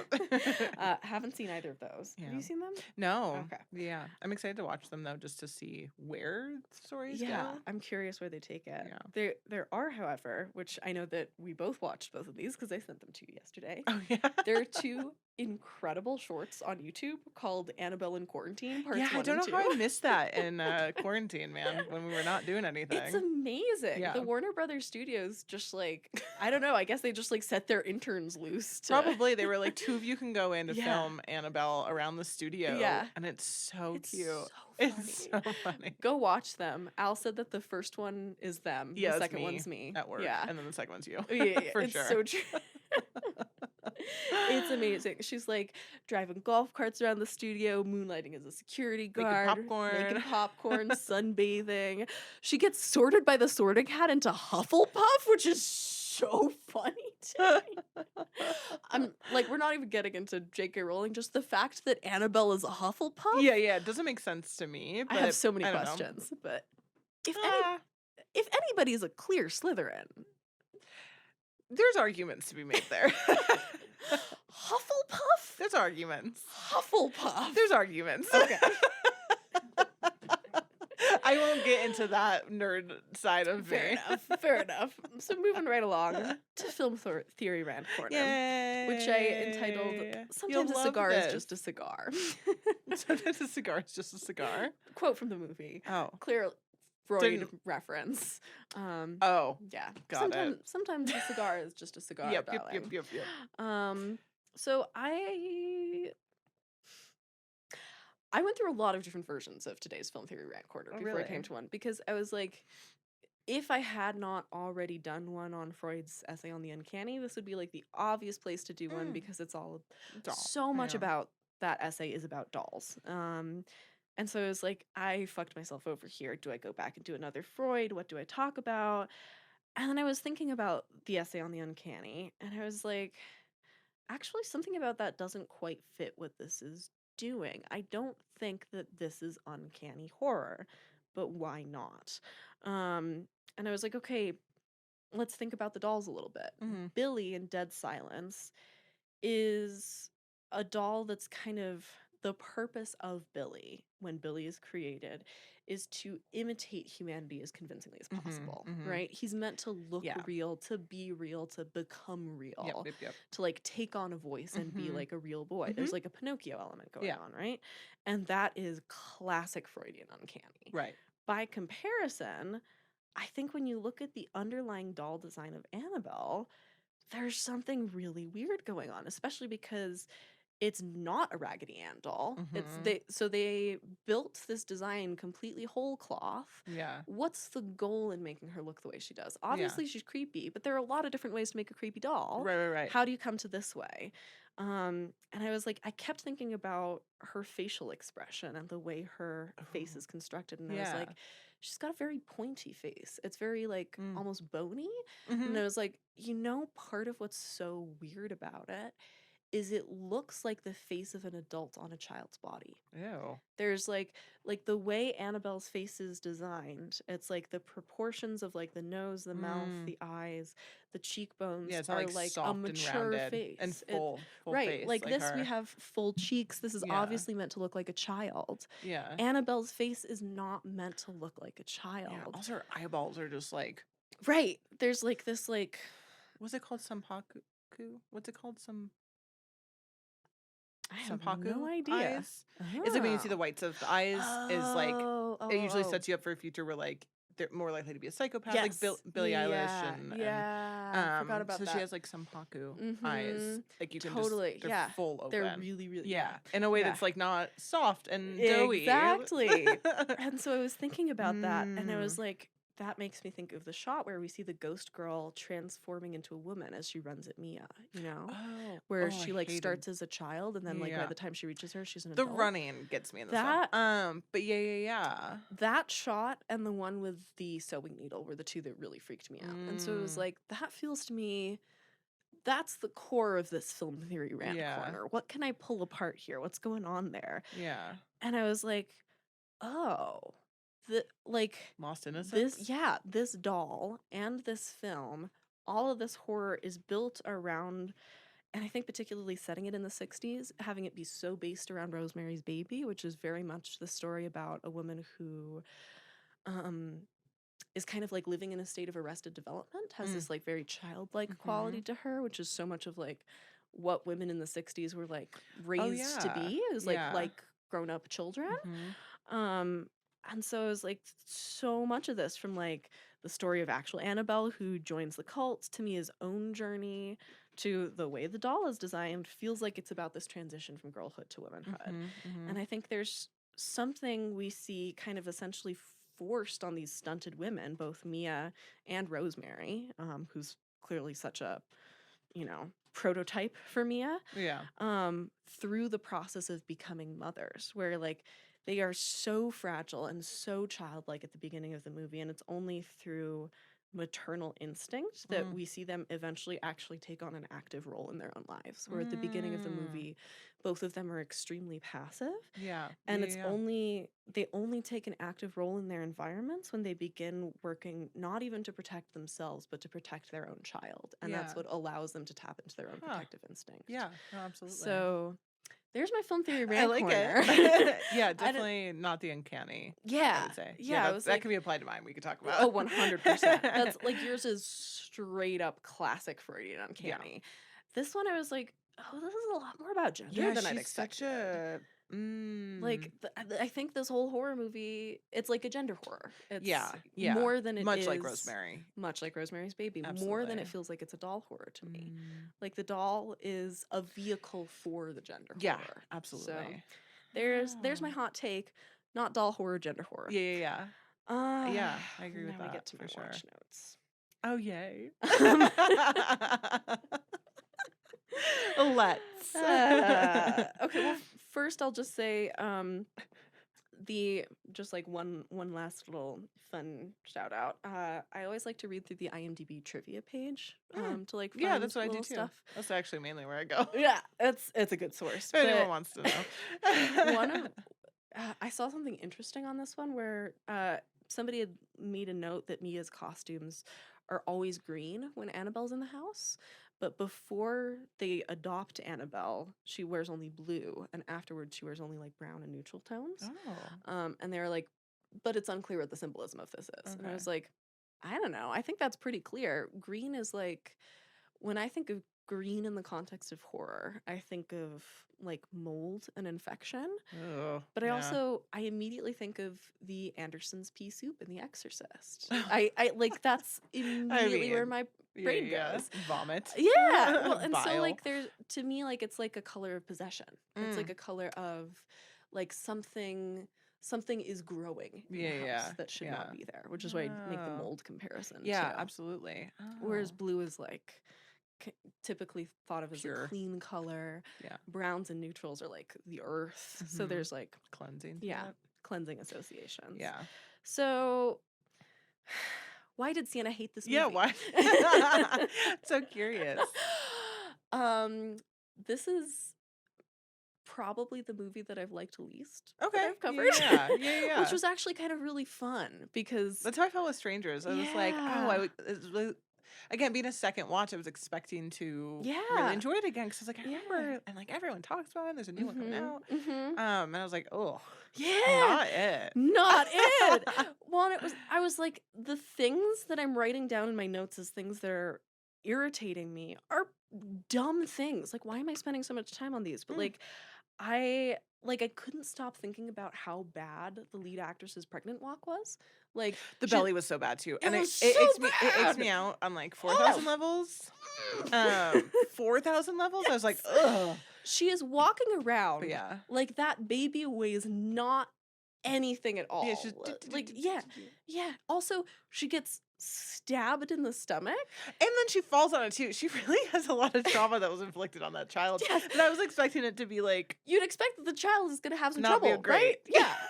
Also, I don't think that child is surviving in the first place, but like, I was gonna say, and then when it just like flailed on the ground, just like fucking killed me. Like, bitch, that baby's dead. Like, that baby is dead, bitch. Just laying on the ground. I'm like, oh my God, I've realized in this moment I've never just seen a baby just still. Yeah. Because they're not. Because babies don't do that. Because that's a baby doll and it's very obvious. Oh my God. Yeah. Which is let me also just say, speaking of baby dolls, that's part of what I was thinking about with the design of the doll is like most dolls are meant to look like children, are meant to look like as baby as possible. Yeah, she looks like what was that Barbie that was like life probably Oh, life yeah. size Barbie is what was it called? But That yeah, like the she's original Barbie with the like very pointy. Yeah. do you remember the life size Barbie? They were literally like if you were 6, it was your height. Oh, I don't remember that. Yeah. Wow. I didn't have one of those Well, either. hate that. Yeah. Okay, also, when she gets stabbed in the stomach Yeah, and the sorry. doctor's like Yeah. That's fine. and the doctor's like, "Oh yeah, no, it didn't like puncture the placenta, like nothing bad happened. You're fine." You got stabbed. You got stabbed and then fell on your stomach, but I'm going to put you on bed rest. So you can occasionally stand up to go to the bathroom, but that's it. Immediately cuts to the next shot is her walking into the house. Like not Well, you in a gotta get wheelchair, not like what to which be is fair, it? that's more Can she- realistic. Wheelchairs are expensive if you have to rent one from a hospital. But like if you're pregnant, if you're like 8 months pregnant wife just got stabbed in the stomach. They were not concerned about the right things. You know? I don't think they were concerned about the correct things. But she's also like not moving like she's been injured at all. I know. She's like, I'm not pregnant. I'm not stabbed in the stomach. Nothing's happened to my body. It's so funny. And I'm like, bitch. Like, what? What? So Sienna had a problem with the actress. I had a very big problem with the actress. I liked her though. I also was like, okay, so this woman just got stabbed holding this doll. It takes you this long to put together that the doll is potentially connected to it, and you're somehow able to wash that doll's white dress out of blood so easily that there's not a single stain on it. That doll Spit. looks A lot of spit. I know, I'm just kidding. for the amount of blood that happens Toot, when toot, somebody toot. slits Toot, toot, their toot. own throat directly Well, onto also, the doll. Doesn't she like at one point too? She like she's like coddling it again. He's like, I thought you were gonna get rid of it. Yes. And she's like, well, father said. Yes. And I'm like, oh, everything you just Yeah. went through, and you're gonna be like, You're gonna be I'll like, okay, keep now I'm her. okay. And Yeah. that was another problem that I had with it. Was like, is she possessed by the doll or not? Is the doll telling her to keep the doll, or does she hate the doll? Oh, How does she yeah, feel about the doll? yeah. It's changing from scene to scene, and there's not a clear character reason for that. Yeah. And like, I would be fine with that if this were the kind of movie that was not trying to live in the real world, but it feels like it's trying to have me believe in her like emotional continuity from scene to scene, and it's just not doing it. Or if the husband was like, it's not the doll, but he kind of Right. like believes He her kinda- in yeah. it. So it's like yeah. the motive for that was a little off. Well, and he too. It's like at one point he believes that it's not the doll, and then at another point he doesn't, and like there's Yeah. no clear reason why he's changing his opinion. You wanted a stance. I wanted a stance. Yeah. Or if the stance is going to change, I want a reason for changing the Right, stance. right, I want them to right. have an argument about it that I believe with like good acting where she Yeah. actually looks pregnant. Like ugh. That's so funny. Yeah, the close up with the sewing needle really worked for me. That genuinely scared me. Because you know it's gonna happen at some point. Absolutely. And because Yeah. like anybody who's like used a sewing machine. Yeah. That's Ugh. like my biggest fear with sewing machines is Ugh. having a needle go right through. Which like you would probably barely even feel if we're being honest. It's so fast if you're Yeah. doing it, but it's still like Ugh. it's the after of it. It's the after, yeah. So Yeah. like that, all of the shots with like the popcorn, like as The that popcorn got me. that got me. Yeah.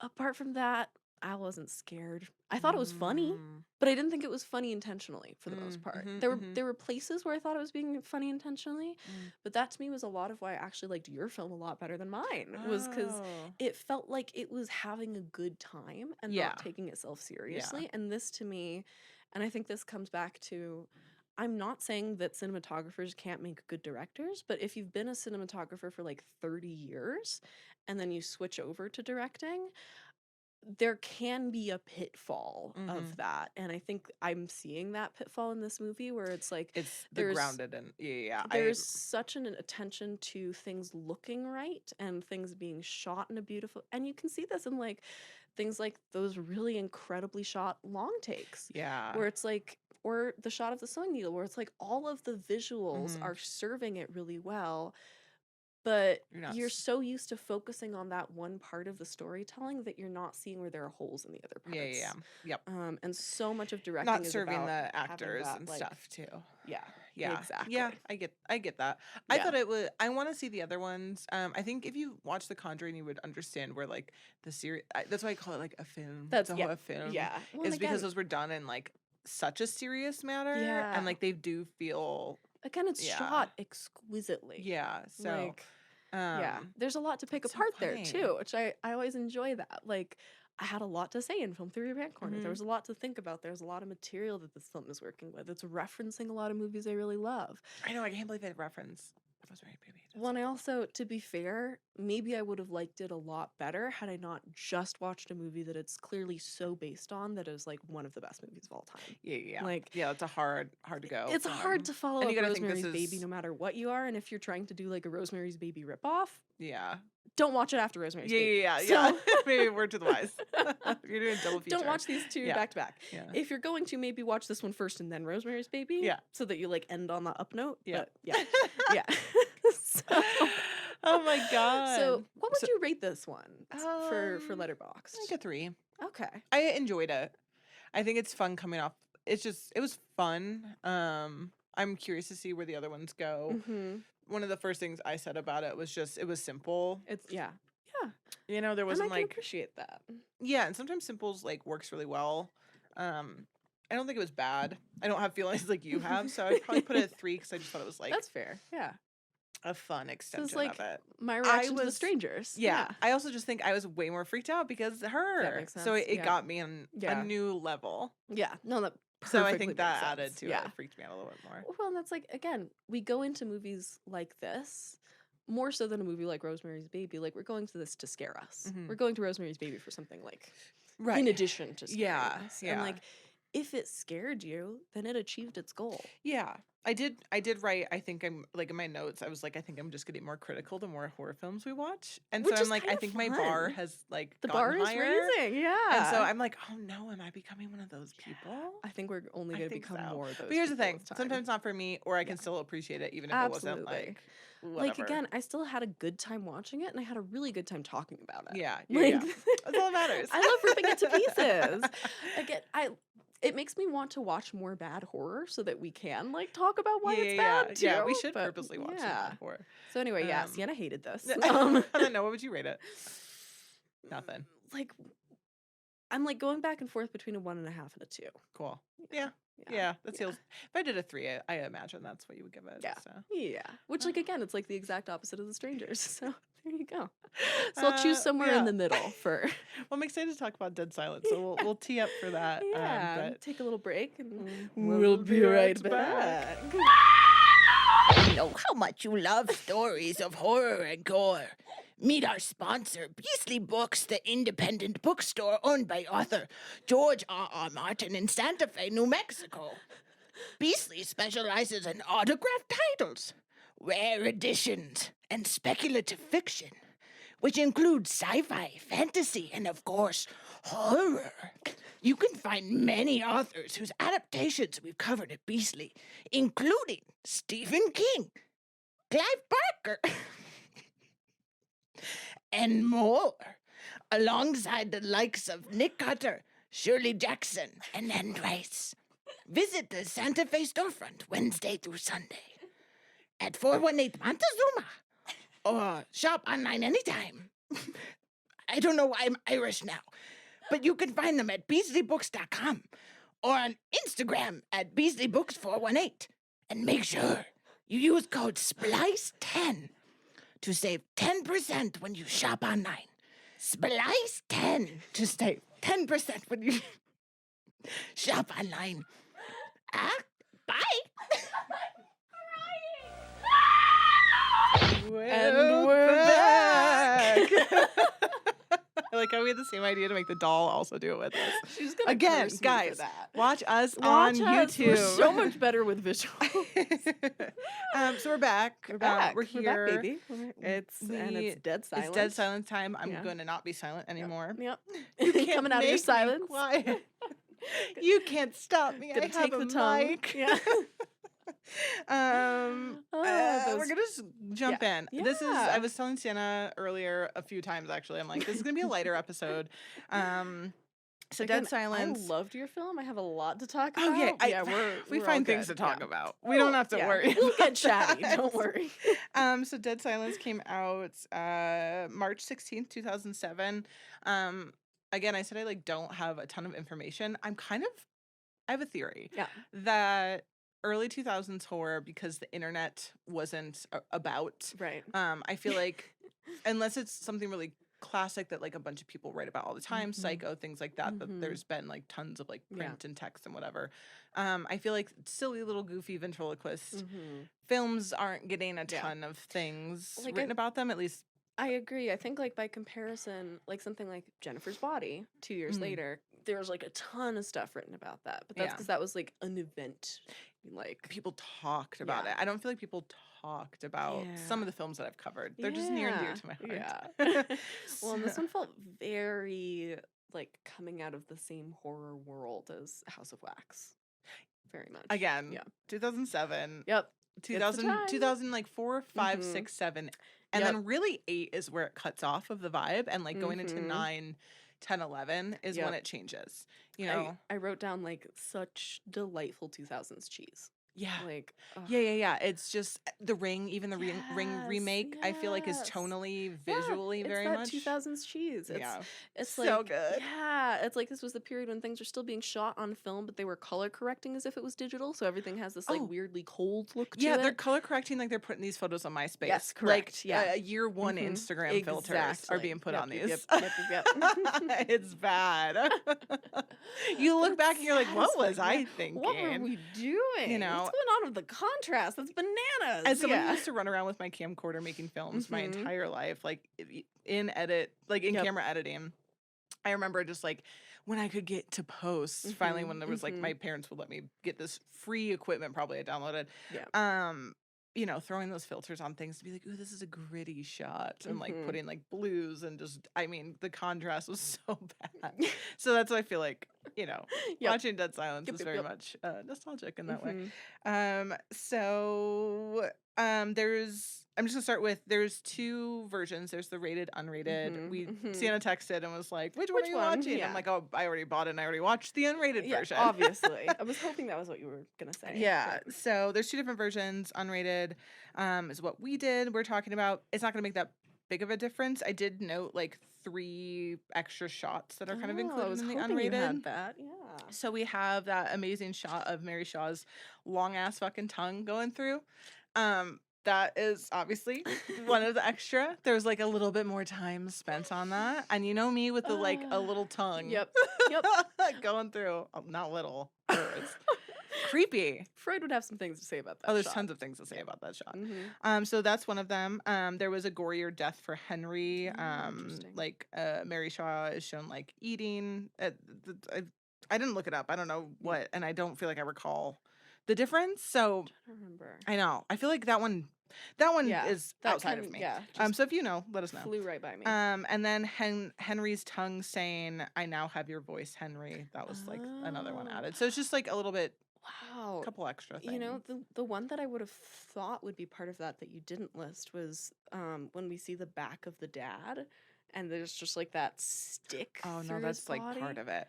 Isn't that? I loved that. I'm gonna do the thing before I get too into description, tagline, all that stuff. Yeah. You loved I had a it. great First time. Yeah. First time viewer, long time appreciator.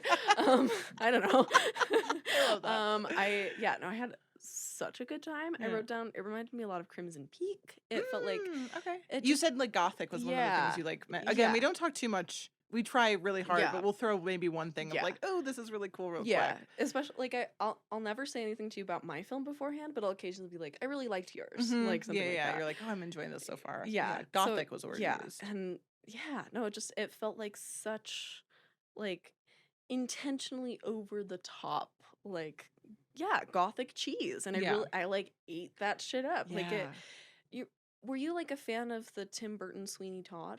Yeah, it like reminded me so much of the Tim Burton Sweeney Todd. Like I felt like it's living in that universe. And so there was like a little like 12-year-old Siena in the back of my brain that was like, yes, give me all of the like weird Ravens Fair lore and like it's so living in a world that's not our world, Mhm. and like I love it when a film will like fully embrace that. You Yeah. know, Oh yeah. it They like it knows what universe it's in, and it goes balls to the wall yeah. into that universe, and I loved it. Yeah, James Wan, baby.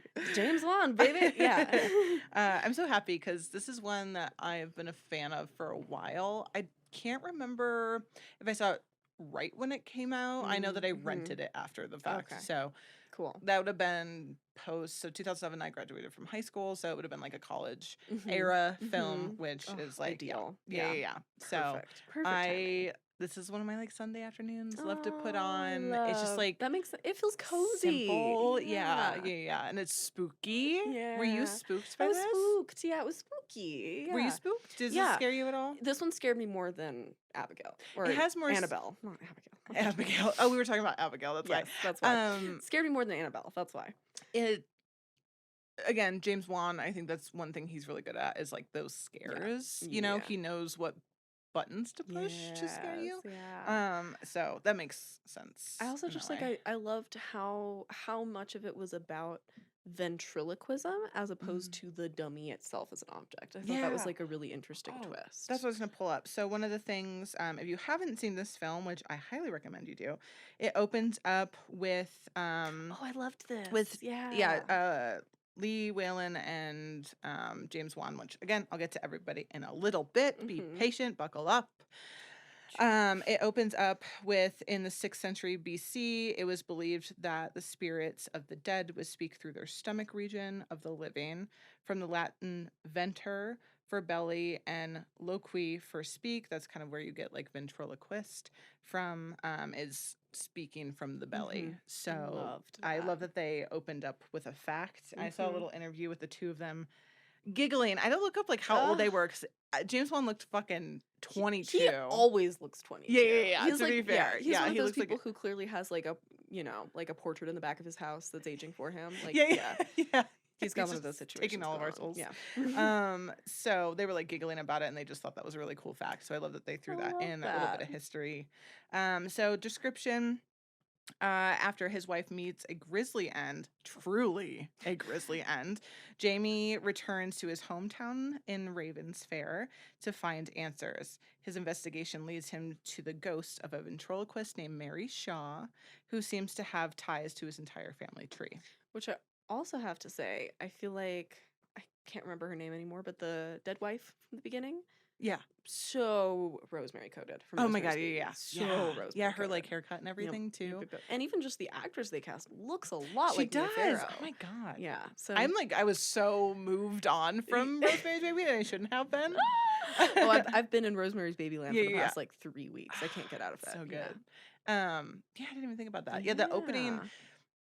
Yeah. So the tagline of this, I love it. You scream, you die.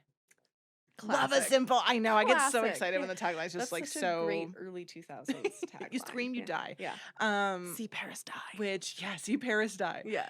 So yeah, the opening in itself, I feel like is again that 2000s horror. It just pops off immediately, pulls you in, makes you Yep. go, well, if they did that, Yeah. what's happening? My now? God. Yeah. Where are we going from here? Get What introduced. tongues are going where? Yeah, what tongues are going where? Who are they going through, and who's speaking on them? Truly, Questions the I film. ask myself almost every day. We need to write like bad descriptions of all these movies and read them and see if people can like Yes. guess. I love that. I just realized as you're saying this that I completely forgot to give any description for Annabelle and didn't write one. So you're welcome, you guys. Annabelle, You the have no doll. idea. Yeah. Doll horror. Doll That's all horror. you need. I feel like people are That's very aware of Annabelle. It gets talked a lot Yeah. more. Again, if you go to cons, you go to anything, you see Annabelle. I feel like you don't really see Dead Silence talked about Not as much. Yeah. Which is weird. It's a bummer. Yeah, because It's so much fun. It's so better. fun. That's what I'm It's here much for, guys, is better. to introduce you all Yes. to my favorite little hidden horror Modern gems. gore. Yeah, Yes. to modern gore. Yes. 20 years ago. Semi-modern gore. I am still there mentally. Don't you tell me otherwise. 2007 was 3 years ago. Oh God. So again, I love the way this kind of opens up. And then I'm kind of gonna touch on like again, my notes are like it was hard to find stuff, so I'm gonna touch on kind of why I wanted to talk about Dead Silence. It was gonna happen eventually. It kind of just worked out that we were have Rose and the Crow's Nest Oddities as a Mhm, sponsor mhm. to give us a haunted doll to be able to talk about this. Were you Goosebumps kid growing up? Yes, Okay, loved, so yes. obviously Slappy is like the quintessential dummy. I think Mhm. that most of us reference. I don't Oh, know if the yeah, younger classic. generations do at this point. But the Now there's the book, Goosebumps series, so maybe people will he is be kind of in getting there. exposed There to is the that. Yeah, new, yeah, We yeah. carry Goosebumps We episode books do, and stuff, FYI. yeah. Um, Get your slappy but get your everything. Slappy Get your slappy on. on. I'm getting Slappy. Again, it's warm in here. Yeah, So she's got a slappy. she goes off. But yeah, so Goosebumps obviously is a huge thing that's part of my childhood, not Mhm. only the books, but the TV show. Yep. I just wrote like dolls are scary. We talked True. about earlier how I had a Howdy Doody doll. I don't know Love. how it didn't scare me when I was younger. It scared me later in life. Um, and so I just feel like, and I'll get to it later too, there's just not a lot of ventriloquist horror. And I think Mhm. it's an underutilized Yeah, vessel I agree. for horror. It's It inherently was scary. Yeah, that was a lot of what I was impressed by. Was like it felt like the filmmakers here found a concept that's not been overused in Yeah. a horror and really dug into it to Yeah. find something even fresher. Yeah. Which No, like and they did. love. Yeah. They so director, we'll get into kind of everybody. So director, writer, obviously James Wan. Saw franchise, Annabelle and the Conjuring, Mhm. Insidious, Malignant Yep. is a big newer one. The other writer is Lee Whalen, or Winnell. Oh my God, Whalen. Where did I get that from? Winnell. Making up names now. Lee Winnell. Well, he's going by Lee for the rest of the thing, Yeah, anyways. just Lee. So Keep it he simple. obviously they've partnered on like everything together. He's also a creator of Saw. He's also an actor in it, Adam. Oh. And Saw he like acts a little bit on the side. Oh, look I at feel like on the that. side he acts as a Little job triple also. threat, I love. know. Yeah. I was like, why does he look so familiar? That would do it. Yep. Cool. He so is also cool. writer for the Invisible Man. I don't know if you watched that. I Oh, haven't seen that yet. I haven't seen We were it, but I've talking heard about it it the was other day. really, really good. And Yeah. then a producer of Megan, which I don't know if you've seen that. I haven't, Also but it Doll. looks fun. Yeah. Didn't love it. Oh, I get why people interesting. did. I thought it was just bad. Oh, no. It was just bad. Oh, no, for not me. fun. Sorry, bad. guys. Ugh, I'm gonna be a it's too hater on bad. Megan. Mm. She was cool, but so I feel like people are less attached to that than Annabelle, so hopefully I'll get more hate than you. yeah, I hope no one gives us hate. We are all entitled to true. opinions. We are This is two true. opinions. We're not telling you all what Yeah. to think of any of these films. Not for us. No, Just not like for strangers, us. not for me. Yep. So we're starring with Ryan Quantine as Jamie. He's most notable as Jason in True Blood, which is I think a tactic that they used when they cast him in this because True Blood was I think out at the same time. Makes And I think they were sense. like, "Ooh, big Yeah. star name." Big star. Yes. Didn't help them in the long run. Ah. We have Amber Valletta as Ella. She's Mhm. in Raising Helen, What Lies Beneath. And I think it was kind of cute. There was an interview with her, and she was talking about how she saw the Saw films or Saw previously, and said it was like beautifully shot and an interesting plot. And I'm like, of all the ways to describe I love that. Saw, beautifully beautifully shot and an interesting plot. I love that. It's kind of cute, what a right? horror queen. I love know. that. Yeah. So, I mean, she's right. Like, that's She is what James right. Wan. So, this is James Wan's second big project, or second project ever. Man. That was kind of mainstream. He So, really got a quick head start. just stamped it right in Man. there. So, we have Donnie Wahlberg as Detective Lipton. Mhm. And then I wrote brother of Mark Wahlberg. I was wondering. Yeah. When I Yeah. saw the last name, I was like, must be. Yeah. I forgot that he's Duddits in Dreamcatcher. I always forget that that's him. Duddits is such a good character. Familiar. Yeah. That's so funny. Yeah. Wow. And then he plays Eric Matthews in Saw 2, 3, and 4. Okay. Not to be confused with the hot older brother played by Will Friedle in the 90s TV show Boy Meets World. Uh-huh. Also Eric Matthews. Ah. Not the same guy. Just And in case you were wondering. this was obviously the second film production that Donnie Wahlberg was a part of. He was in Saw 2, which I think was like shooting. I think Saw 2 came out like right after. Oh wow. It was like Saw in 2004, and I Interesting. want to say like Saw 2 was 2005. Could have looked it Damn. up. That's Didn't. impressive. That's for you guys. That's for you know guys. what? We like We giving can't homework do assignments. all the work. Yeah. You've got to work for something that otherwise it won't feel worthwhile. And then we have Judith Roberts as Mary Shaw. So Amazing. a fun thing about her is when they were casting, they were looking for someone that could not only be like witchy and ghostly, but someone who also had like this diva quality about them. Which she so does. Which she so does. Yes, So I they love were it. casting in LA and they were not having any luck finding someone that could combine both of those. So they decided, like, why don't we go to New York and Oh, that's where dip to find it, for into sure. Broadway actors? Obviously, yeah. And so day one in New York and casting, they found Love Judith that. and they were like, that's our girl. That's our Judith, Mary that's Shaw. so cool. Isn't that fun? And Yeah. I think if that character was downplayed any other way, it wouldn't have worked. I Like, again, agree. to the commitment of this grandiose, Yeah, like, she is like, this it's madame on stage. the And the whole thing is meant to feel like a Brothers Grimm fairy tale, right? yes, And yes, so yes, like yes. within that world, you want the like evil stepmother figure to be evil. I feel Like like Meryl Streep also could accomplish that. She's very like Meryl Streep Ooh. vibes, She you does know? have Meryl Streep vibes, Yeah. doesn't she? Yeah, I we love love Judith. that. Yes, we love. And then I wasn't sure if you caught this, but at the beginning when we see the Universal Pictures logo, they also then play the 1930s Yes, one. I wrote Isn't that that down. I was so so cool? excited. Yeah, I love that they were that was like, so sweet. can we get that? Yeah, More people need to ask for that one. That one right? fucks It was so hard. so good. It's Sorry, so I got cool. so excited I just hit my microphone. I love that. Super That's fun. So cool. So that had, I love that James Wan probably was like, can we get that? He's so clearly like, and I think this is part of why his films have continued to be as successful as they have, is like, he is so clearly a fanboy director. Like, he loves horror. Just giddy and fun Just and having play. a good time playing. I think that's what's missed sometimes when we see these films. It's like, why didn't that do good? And it's like, oh, that was probably like the studio pushed it, or you know, that was just to make money. That was just to be a franchise. And I'm like, that it's like it's a playful. Every creative thing needs to be. Yeah, you gotta have an element of it. Yep. So, the music was by composer Charlie Clouser, who was a composer for all the Saw movies. I think the music in this is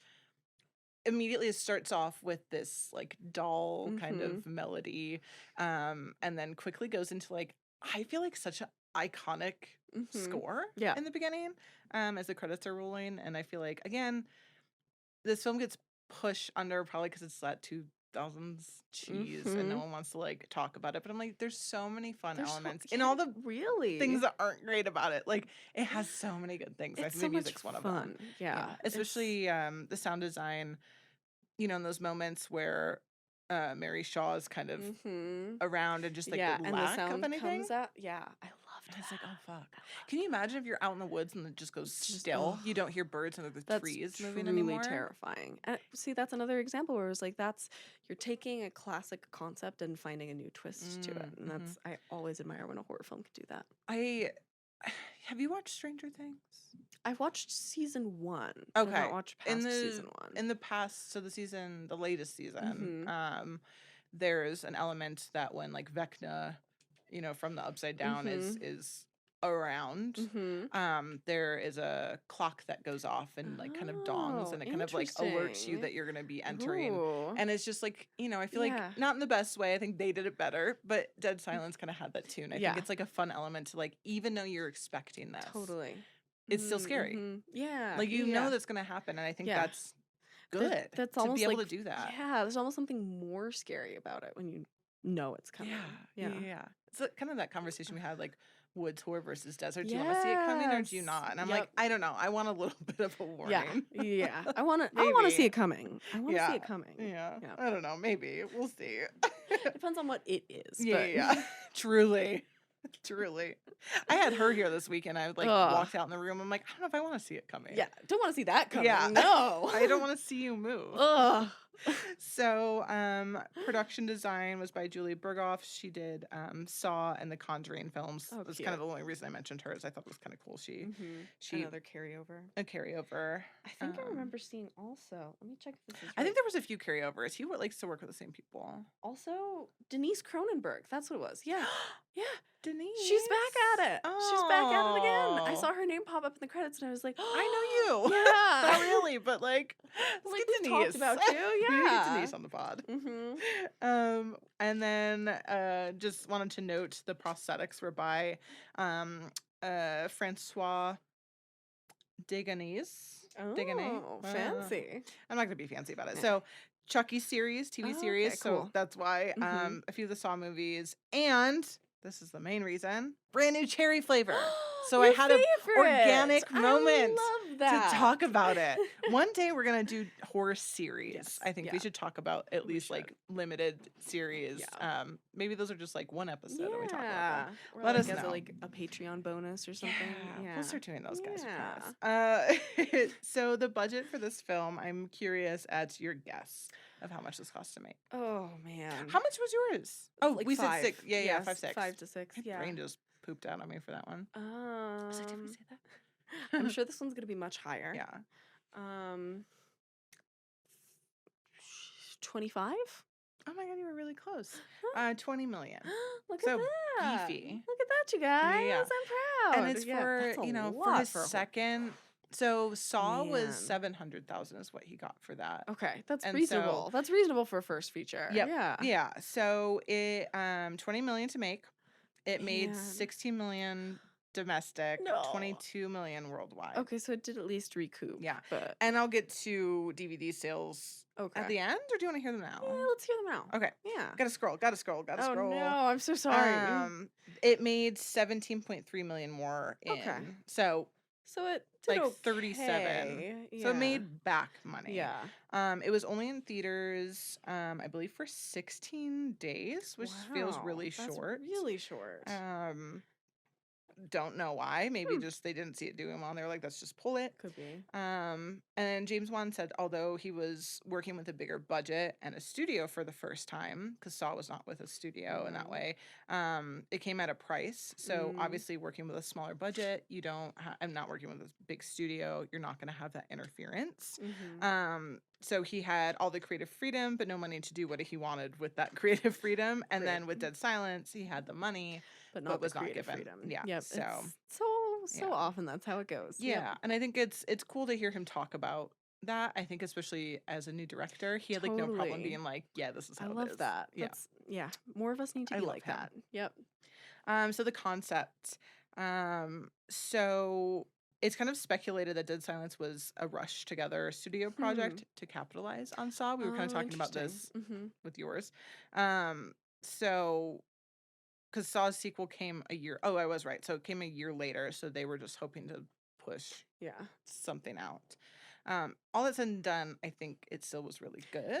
And it still felt Absolutely. original. Especially in as little time as they had. It's kind of He was incredibly also impressive. editing Oh my god. Death Sentence, which I had to Oh, remind yeah. myself those That they're Dead Silence, yeah, Death Sentence. different movies. Yeah. He was editing that while Oh my god. like he was doing this too. It's intense. Yeah. He like shot it. I don't know if they Phew. shot it at the same time. I don't know. Wow. He does the most. He does things. Yeah. So, James Wan said Dead Silence is actually a loving tribute to Edgar Allan Poe. Oh, So, see the Ravens. I was like, Fair. I had to hold it makes in. sense.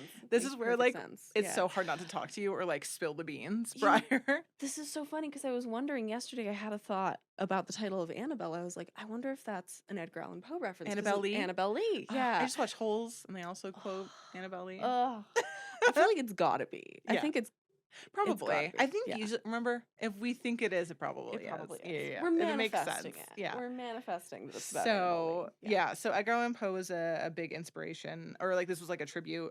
Twilight Zone, and then to old British Hammer horror films.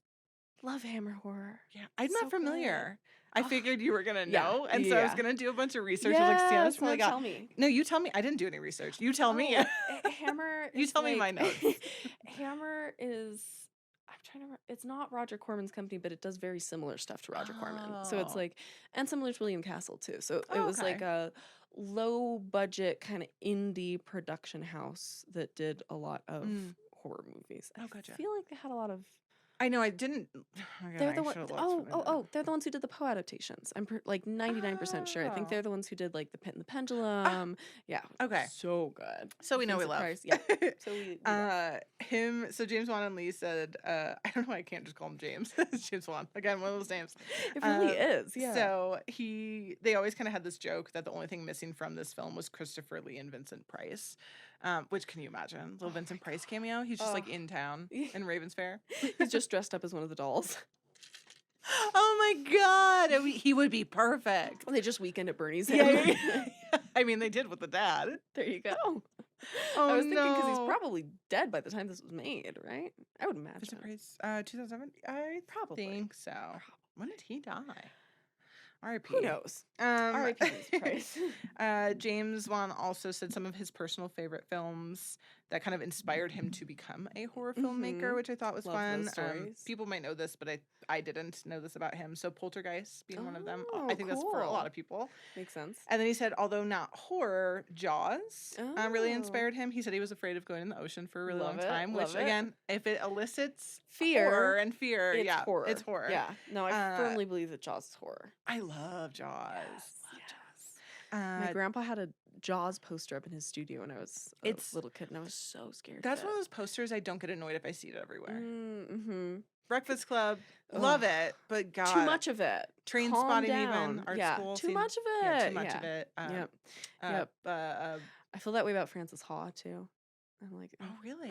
this is just too. It might have been a Columbia thing. It might have. Yeah, Yeah. that was. Although I rewatched that recently, very much. Oh, it like pulls me back to a Ugh. college state Not- that I don't not wanna a be good in. place. No, No. It's No. not a fun watch. to be no, fair. no. Francis Ha gets much sadder the older Yeah, we get. yeah. Truly, if you haven't watched it in a while, rewatch it. Don't. No, don't. no, watch it. Give yourself your own. That's the horror Torture movie, yourself. really. Yeah. So James Wan also said David Lynch is a big Makes inspiration, sense. and I Mhm. love this quote. He says, "When he does his stuff, his Lynch thing, it's really creepy."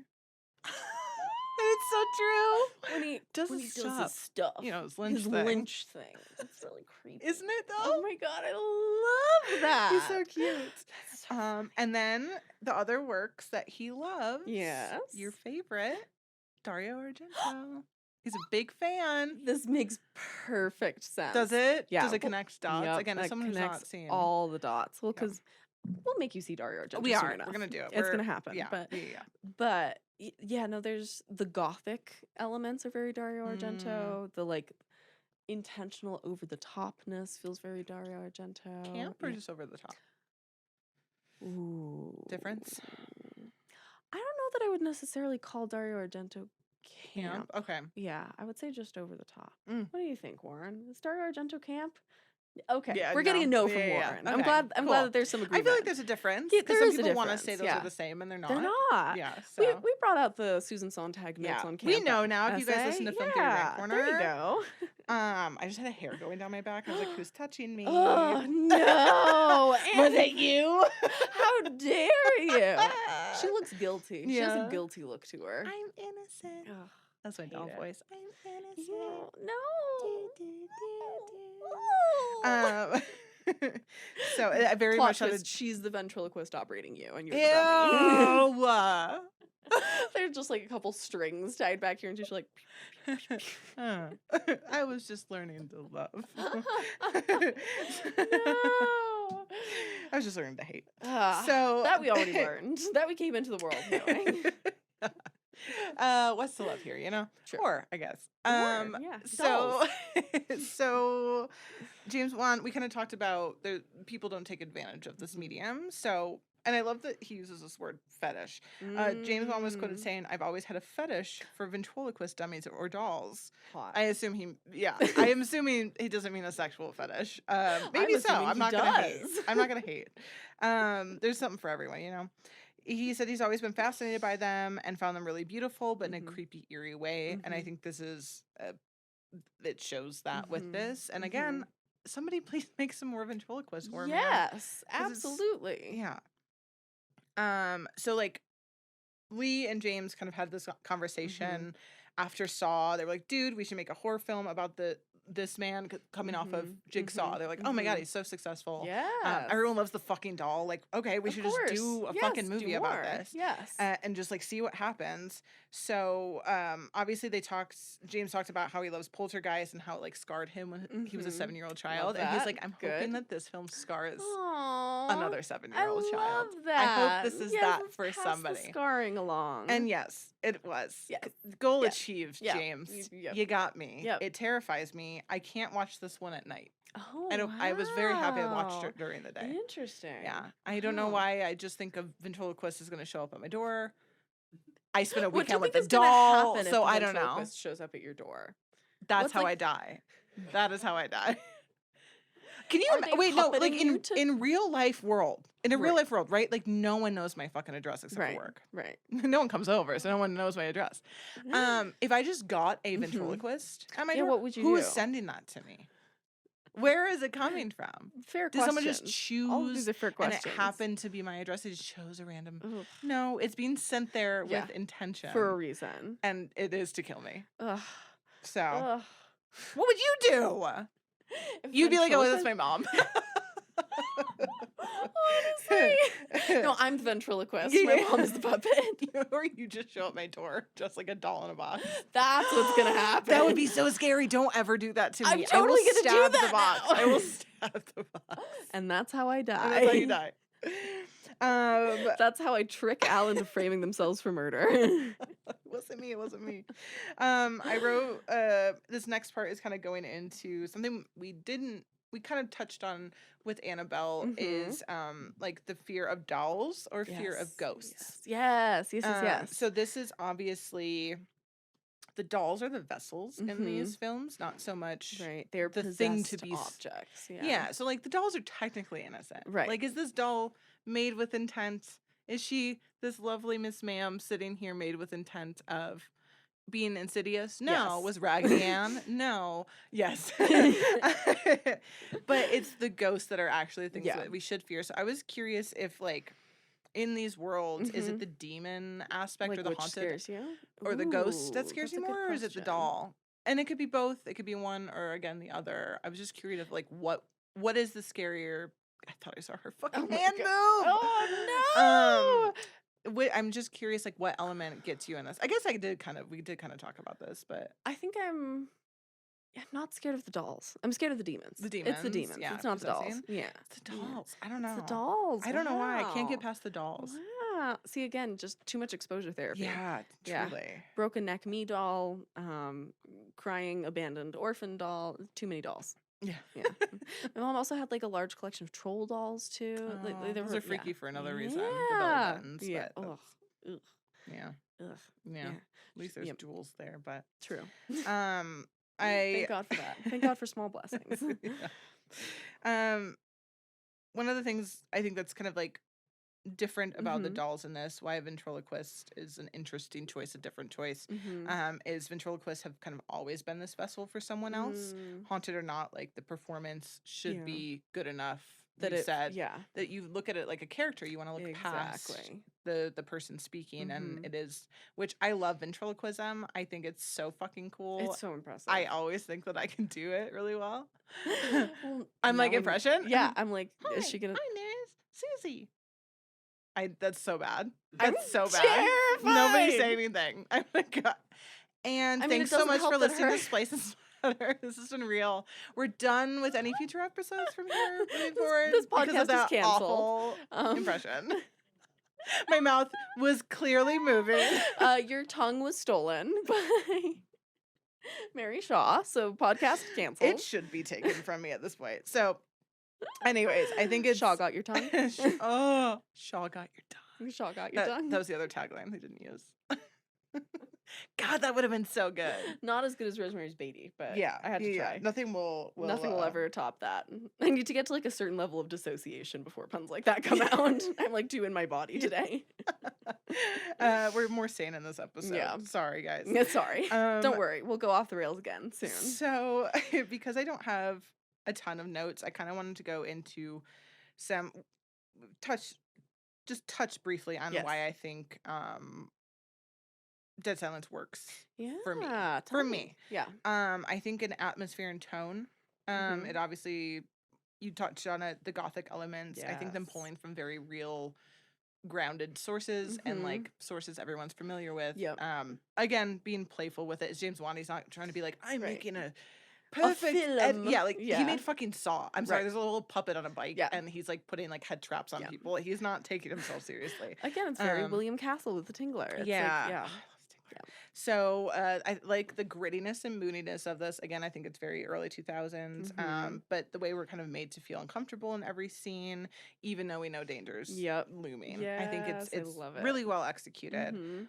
Along with that, I think the jump scares and visuals are that obviously extra Yeah. points. The most obvious scene I think is even the use of light in this and the Mm. flashing light in the hotel, that pink Mhm. light as Mhm. the dummy's looking out is Yes. like Oh, it's so my favorite scene creepy. in I the love entire. it. Yeah. Yeah. Yep. And it's Yep. Yep. like Yep. you know something's gonna come, but the way the Mhm. sound and the visuals Mhm. work together, The those way it jump scares happens. work Yeah. every Mhm. time. The opening I think works for me every time too. Yes. Uh, Again, it's like it's not as much about the what as it is about the how. yes, You yeah, yeah, like, yeah. yeah. And I think that's what James Wan is good at, and it's so Yeah. cool to see it. I mean, Saw is your first fucking movie, That's and we're still really kicking. impressive. That's Yeah. really impressive. Yeah. So, I think the overall story, even though there are downfalls in it, Mhm. I think plot holes aside, I think the story works. Very Yeah. 2007 ending, I thought. Yes. But it kind Oh, of so it's very true. Jeepers Creepers, Drag Me to Mhm. Hell. I don't know if you've Mhm. seen those. They're like fun, campy, scary. Yeah. Yeah. And then I want to touch on themes for a second. Yes. So obviously this is a revenge tale. Mhm. You know, the main character comes back, you know, she Yeah. got her voice taken away from Right. her tongue cut out, and so she wants to just fuck everyone. Yeah. No one gets to speak now. Amazing. Which love. Yeah. Amazing. I'm here for her. It's like almost fits into like some rape revenge film plots in some Mhm. ways, even though it's not that. Well, even with that too, so one of the alternate endings is showing more of what's her name? Elle, the dad's like Oh, new wife. the stepmom. So it shows you can watch it on YouTube. It actually shows more of her story to give reason why Oh, she did what she did. interesting. So obviously she's haunted or Right. she's possessed by Right, Mary right. Shaw's ghost. But the dad, instead of like this uncaring guy who's trying Yeah. to like keep his son away from this, um family kind of like lore or whatever, Mhm. he actually pushes her down the stairs and she miscarries. Oh And shit. so it actually is this very much like he was an abusive Yeah. husband, and Oh, that's Mary so Shaw different. saw the revenge in her Oh, and I is like, love "Ooh, I'm gonna that. use you Ugh. for this." So it kind of is a good for Ugh, her. I love. I Yeah, almost wish we had gotten that. I really like that. I know. That's really It's good. good. It's Yeah, a fun. that's It's a really fun good. alternate Yeah. ending. And then I a theme that I don't know if I'm the first person to say this. I'm probably Mhm. not. I don't know why I said that. Say it, I'm Al. not the Say first. it. But I realized in James Wan's work, Mhm. he has this common thread that is the lack of bodily autonomy. Yes. Which is Oh, like I maybe it's love like that. so Kinda apparent that no goes one talks about it. to Annabelle too. It goes so I kind of list out. So Saw, obviously your body is part of this game and at the mercy of these torture devices. Mhm. And then we have Insidious. Your soul is literally Yep. fucking taken Yep. out. You're in Yep. another realm for others to use your shell as like a host. Mhm. In Conjuring, Annabelle's obviously demon possession, controlling the Mhm. body, and then even Malignant, I think is the most prominent one of bodily autonomy with I don't know if you've seen Malignant. I don't I like haven't seen. yeah. Okay. But I don't mind spoilers, so Oh no. Watch it. Okay. I don't know if you can describe that film without Okay, a fair spoiler, enough, and fair it's enough. like very much worth. okay. I You have will be seen going, what the fuck, the whole Cool. time. I have seen Sinister though, so Oh, like I've seen Sinister's some so other Yeah, James yeah, Wan stuff. Yeah, So Sinister James 1 too. I think so. That was in I thought that's him. Sinister. Yeah, right? Mm, No. Yeah, I think it's Insidious. Insidious. That's the one I'm thinking. Okay, I was like, I'm yeah. pretty sure. No, I have seen Although, Insidious though. can you That's what I'm imagine if he thinking of. also did the Sinister films? I He's got would like every completely fucking buy it. franchise. Yes. I he mean- doesn't need more. He's still kicking with everything. He's too busy. Keep it out of here. Sinister's so It's good. really good. Oh, we have to talk It's about really good, Sinister. Yeah.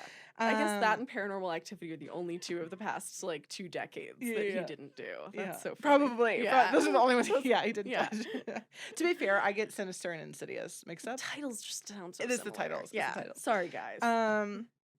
So Insidious is what I was thinking. Yeah. So again, I'm almost like nearing the end here. Mhm. Some just couple special effects Yeah. set facts that I found. Yeah. How much of this was computer work versus like? I think you practical could effects? tell. Like, I think you can. We obviously could probably the tongue math is a that on. computer tongue. Yeah, we can math but that on screen. When there's True. CGI in this, there is CGI That's on fair. this. That's fair. I do. I don't think that much because the budget was pretty high. It was so high. Yeah. I feel like it was a pretty decent amount with CGI on That's this. fair. But there yeah. were some fun practical things. So obviously Mary Shaw's makeup, Mhm. and like the makeup on them and the dummies. They spent a lot of time. Her makeup took like 3 hours. And then James really wanted her to have that like peeling paint effect on Ooh, her. I love that. Even with Billy the dummy, they wanted him to be very lifelike and uncanny valley. And There's that Freudian uncanny yeah, coming back. yeah. And unlike Billy and Saw, which is I love that he like carried over the names. Yes. He didn't really want him to be like outright scary, much like I feel like Annabelle is. Yes. Yes. He kind of wanted to have a hint of malevolence when you spend some time like in a dark room with them. That makes so sense. That makes he sense. wanted that to come out, which really, if you stare at that thing for long enough, Yeah, you're like, you're moving. It's moving. It will come out. Yeah. So another thing, talking about kind of the set design facts, is the discovery of the doll room, and that like little hidden walkthrough. So that was a practical, and I did take a picture of the overhead. So that was practical. The production designer was like, if we use vertical wallpaper, and they created like this little room, so they actually did like a little practical thing, and it wasn't just so a set piece. They cool. kind of fully designed that. So it's that illusion where he kind of like goes back and disappears, which is like a fun little gag that I always remember about that one. It's like almost like a forced perspective trick. Yeah. type of thing. Yeah. Disney does a lot of that. Just saying. Love. So if you want some good practical illusions and effects, look at Disney Go to blogs Disney. or like vlogs or whatever. Interesting. Very cool. So we'll jump into. I obviously talked about the alternate ending. So the response of everything. I said that the in theaters didn't do great. They just made back their money, but at least they got another 17 million with DVD sales. Good. This also has a low Rotten Tomatoes score, but the critics gave it 21% and the audience gave it 51%. I'm shocked that this one has a worse score than Annabelle. I know. Because what was the audience response to yours, though? audience response for Annabelle was like 34 or something like that. It was like, whoa. Yeah. Damn. So I feel like again, with horror, you just can't guess what, because every time I go to a con, there is always like two little girls in a chair Dressed being as wheeled Annabelle. by their parents. Yeah. Yeah, As 100%. Annabelle. Yeah. Yeah. Well, and I think it's also, I mean, we've talked about this with horror before. I think horror in particular, it takes critics a while to come back around to an appreciation of it. It's very hard for horror to hit well until it's been like at least a decade. But And I'm going to be honest, coming off Conjuring, when you watch those, you'll see why. I think people were probably putting this on that level, and you just can't. You just can't. Yeah. The Conjuring just is one of those phenomenons of like, that was a really good well, and that's, I feel like that's also, I don't know, it seems to me like The Conjuring, because it's about these two real people. That too. I think there's a lot more that's about character in that, whereas like I think and a you're lot of getting like that pull of people too, like the realness of it, that you can like go see. Well, and these like it's connected to like Amityville Horror, which I love, and like whereas like I feel like Annabelle itself is like more adjacent to those things. So anyway, but so I thought it was gonna critics get didn't love. I thought it was gonna get better. That's shocking. Than Dead Silence. For I sure. I think wow. I think Dead Silence is so much better. It's fun. It's so much better. It's fun. Unfortunately, Lee Winnell was not super happy with it for reasons I think other than the actual film. He obviously, studio interference he was not a fan of. I think you have two creatives that clearly like kind of know what they're doing, know what they want to achieve, and then you're having a studio come in. So I totally actually get that. It's gonna happen. So because of that experience, he decided to write all of his feature scripts on spec, opposed to pitching an idea to a studio and then being paid to write the screenplay. Interesting. So to that protect he has, his the freedom. and his like artist integrity of like he clearly knows what he's fucking doing. At this point, I feel like a studio should shut the fuck up if he's ever gotten more shit from them. Sorry guys. He knows how to write things that make money. And he also has made it clear that he literally said he thought Universal Pictures treated them like toxic waste. So if that tells you anything about his experience, why? So I don't think it was so much. Fair. It's not so much the film, Mm-hmm. but he did That's write a gonna little sour it, personal yeah. blog titled "Dud Silence." Oh, He was clearly my petty at the time. God. Dud Silence, the hellish experience of making a bad horror film. He was going through it. Poor I think he's since recovered, we thing. hope. Poor thing. Also, I think, again, it's people that know what they want to do. And I think Yeah. you have two creatives that like are confident in themselves and they're making the things that they want to make, you know? I also think it's very rare for you to like the stuff you made early in your career, no matter how good it is. Just because that also, just as a creative, leaves you very little room to feel Yeah. like you can improve. Yeah. And I so forget who I was talking about the other day. That thing, and it's something like I've even said to you, is like everything I've ever put out at work, I hate. Yeah. I'm not a fan of anything. Yeah. I'm critical, but I think that's how I try and get better, and I try and whatever. And it's like that's it's what also gives just you the out motivation. there. Yeah. Yeah. And not everything's gonna be great. Yeah. Some things are great, still gonna be things critical aren't. over it. Yeah, exactly. So I get that. I just think it's so funny that he wrote that, but he did end with some key lessons that he learned. Okay. So I'm gonna do a quote. It's gonna be kind of long. I might stop at some point. Quote at me, baby. So, yeah. quote, he said, "After everything is said and done, I'm almost glad Dead Silence happened because it gave me an extreme coal-faced lesson in what not to do. It was like learning to swim by leaping off Niagara Falls. I only write scripts on spec now, which means I get to write them on my own time without getting paid, and then take them out into the world to see if anyone's interested. Never again will I enter the arranged marriage of selling a pitch." I get that. That's gonna be hard. Good analogy. It's a good analogy. And then he says, "I have also become very gun shy about working with studios. In the world of independent film, what you write ends up on screen. Plus, they don't have the money to bring in such script doctors. Works fine for me. Who knows? Maybe one day I will work with the studio again." And he does. He does work with studios again. But I think also young. Yeah, it's true. Filmmaker. It's Again, true. second thing they've done. Saw was so big. I feel like a little bit of guilt because I worked as a script doctor for a while, where I'd get like brought onto projects not to be credited to like. And it's like that's not your.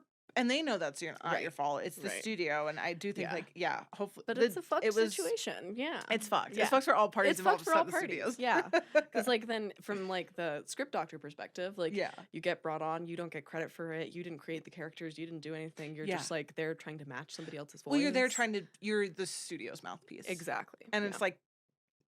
I gotta pay my bills, baby. You gotta do what you gotta do. You gotta do what you gotta do. So I love that. Yeah, I'm curious to that's read the entire interesting. rant. I'm sure it's online somewhere, unless he was like, "This gotta get taken down." I'm so curious what what he wanted it to be, but it wasn't. Like We may never know. I know there is the script online, but I think that's script probably that the shooting script. Yeah.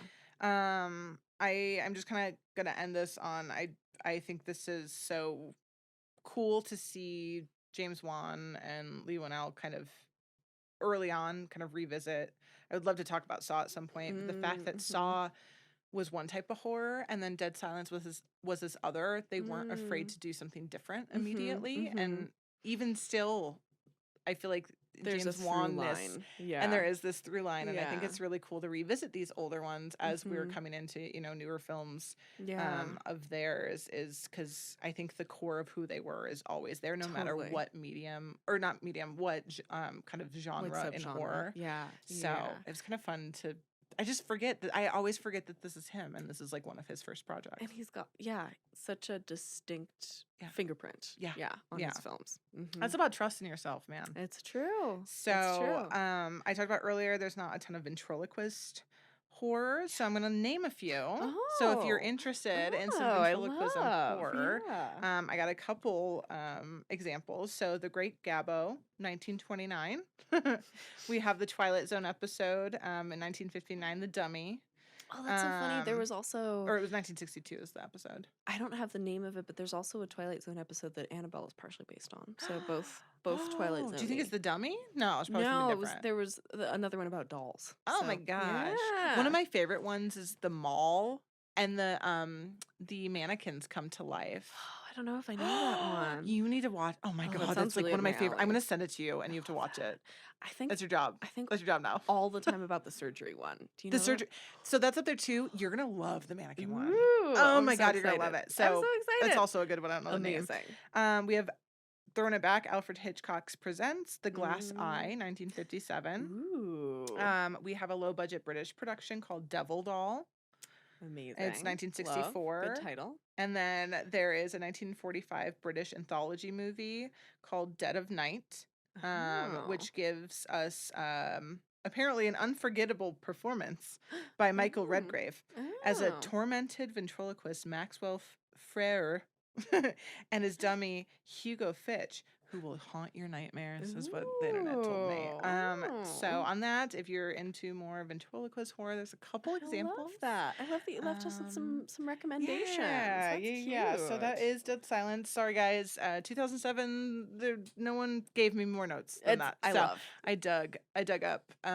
So I'm looking to see if there's anything. I yeah. also just wanted to shout out. This feels like such a Carol Clover would love this movie with her Men, Women, Oh, and Chainsaws and yeah, everything yeah. to do with the tongue. Like Yeah, that's, I know. I yeah. trust me. I was Gender like, wise brings things to a whole new Yeah. level. yeah, yeah. These were fun pairing. Yeah. And then yeah. I'm bummed that she didn't go off. You guys, I have video. I'm gonna post on our. Please follow us on Instagram at Splice Splatter Pod. Again, we're gonna be doing a giveaway there with the Crow's Nest oddities. Mhm. There, we got a whole goodie bag. Yes. So that's Iguana if you're listening skull. to this, it's up, it's out. Yep. We are going to announce the winner on social media, but we're Mhm. also going to announce on the next episode. Mhm. So the winner, stay tuned. yeah. So go enter and see Yeah. all the rules and stuff like that. Bummed that Miss Ma'am here did not go off, but we'll be posting videos on Instagram of the Yeah. video that I have asking her if she enjoyed There you opening, go. doing an unboxing video with me. I will say I do feel very physically weird at the end of this episode. Yeah. Like, I'm telling you, she drains you. yeah. I've had I a feel headache. drained, man. I feel like out of body. Yeah. She does that. I'm My telling headache's you. gone, but I feel like achy body. Like, you know when you're like just starting to get sick now? Yeah. Like, Yeah, I have it's that, her. like, I'm telling you. I am telling you. God, Miss Ma'am. Yeah, I'm excited to drop her Oh. off. Honestly. But if anyone wants her, she's available at She is. Crow's Oddities. Again, she just needs somebody to love her. Yeah, I tried. What else do we got? If you guys are looking for, we're playing some, we're trying to do monthly horror at Jean Cocteau Cinema, so jeancocteaucinema.com.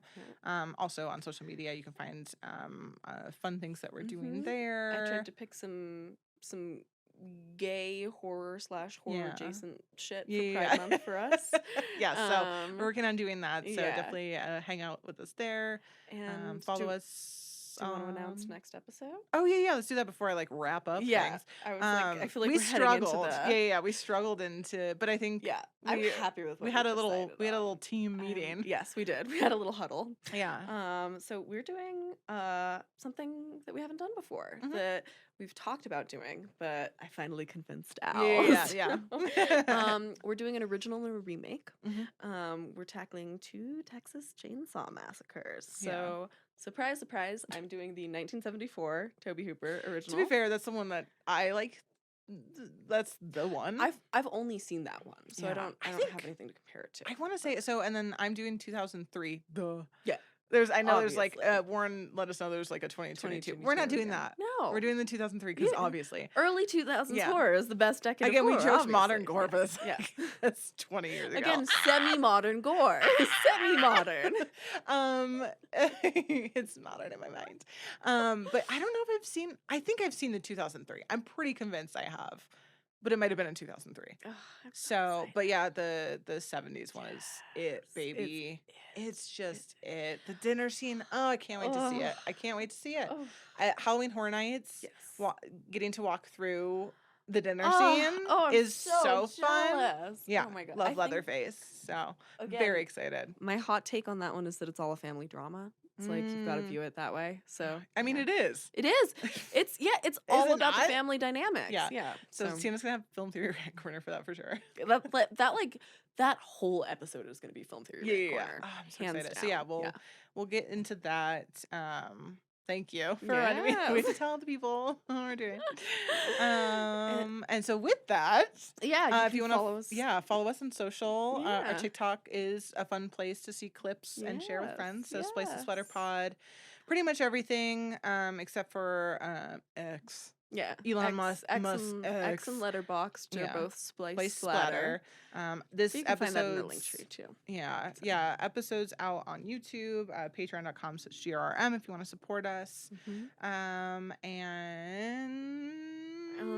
If you don't see us, you can find our souls in her. yeah, she probably took mine for sure.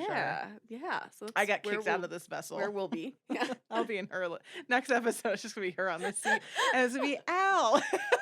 Her name's gonna be Al. Oh my No. God. That's why she didn't have a name. Because she wants to taking take yours.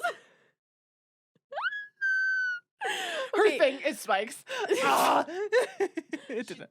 I've got to Ma'am, say she did go off before. I've got to say she um, looks happier now. She looks yeah. like she's smiling wider.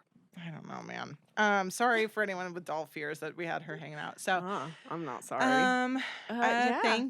Thanks for listening to Splice and Splatter. Yeah.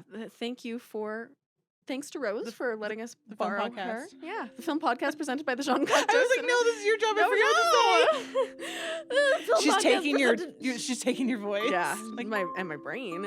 Presented by the Jean Cocteau Cinema, where classic horror. it's modern gore. Heroes, Siena. I don't know why Al I'm introducing and Miss us at the Ma'am. end. Miss Ma'am. Thank you to Warren Langford for hanging out in the heat, dealing with the camera and audio. Yeah. Thanks to haunting. Theo, the haunting, and thanks to Theo Schaefer for this awesome music that is very reminiscent of creepy doll music. Yeah, it On that is. note, we'll see you next time. And We'll see ya. We'll see We ya. won't see ya. You'll hear us. Yeah. What's happening? All right. On that note, we'll be right back.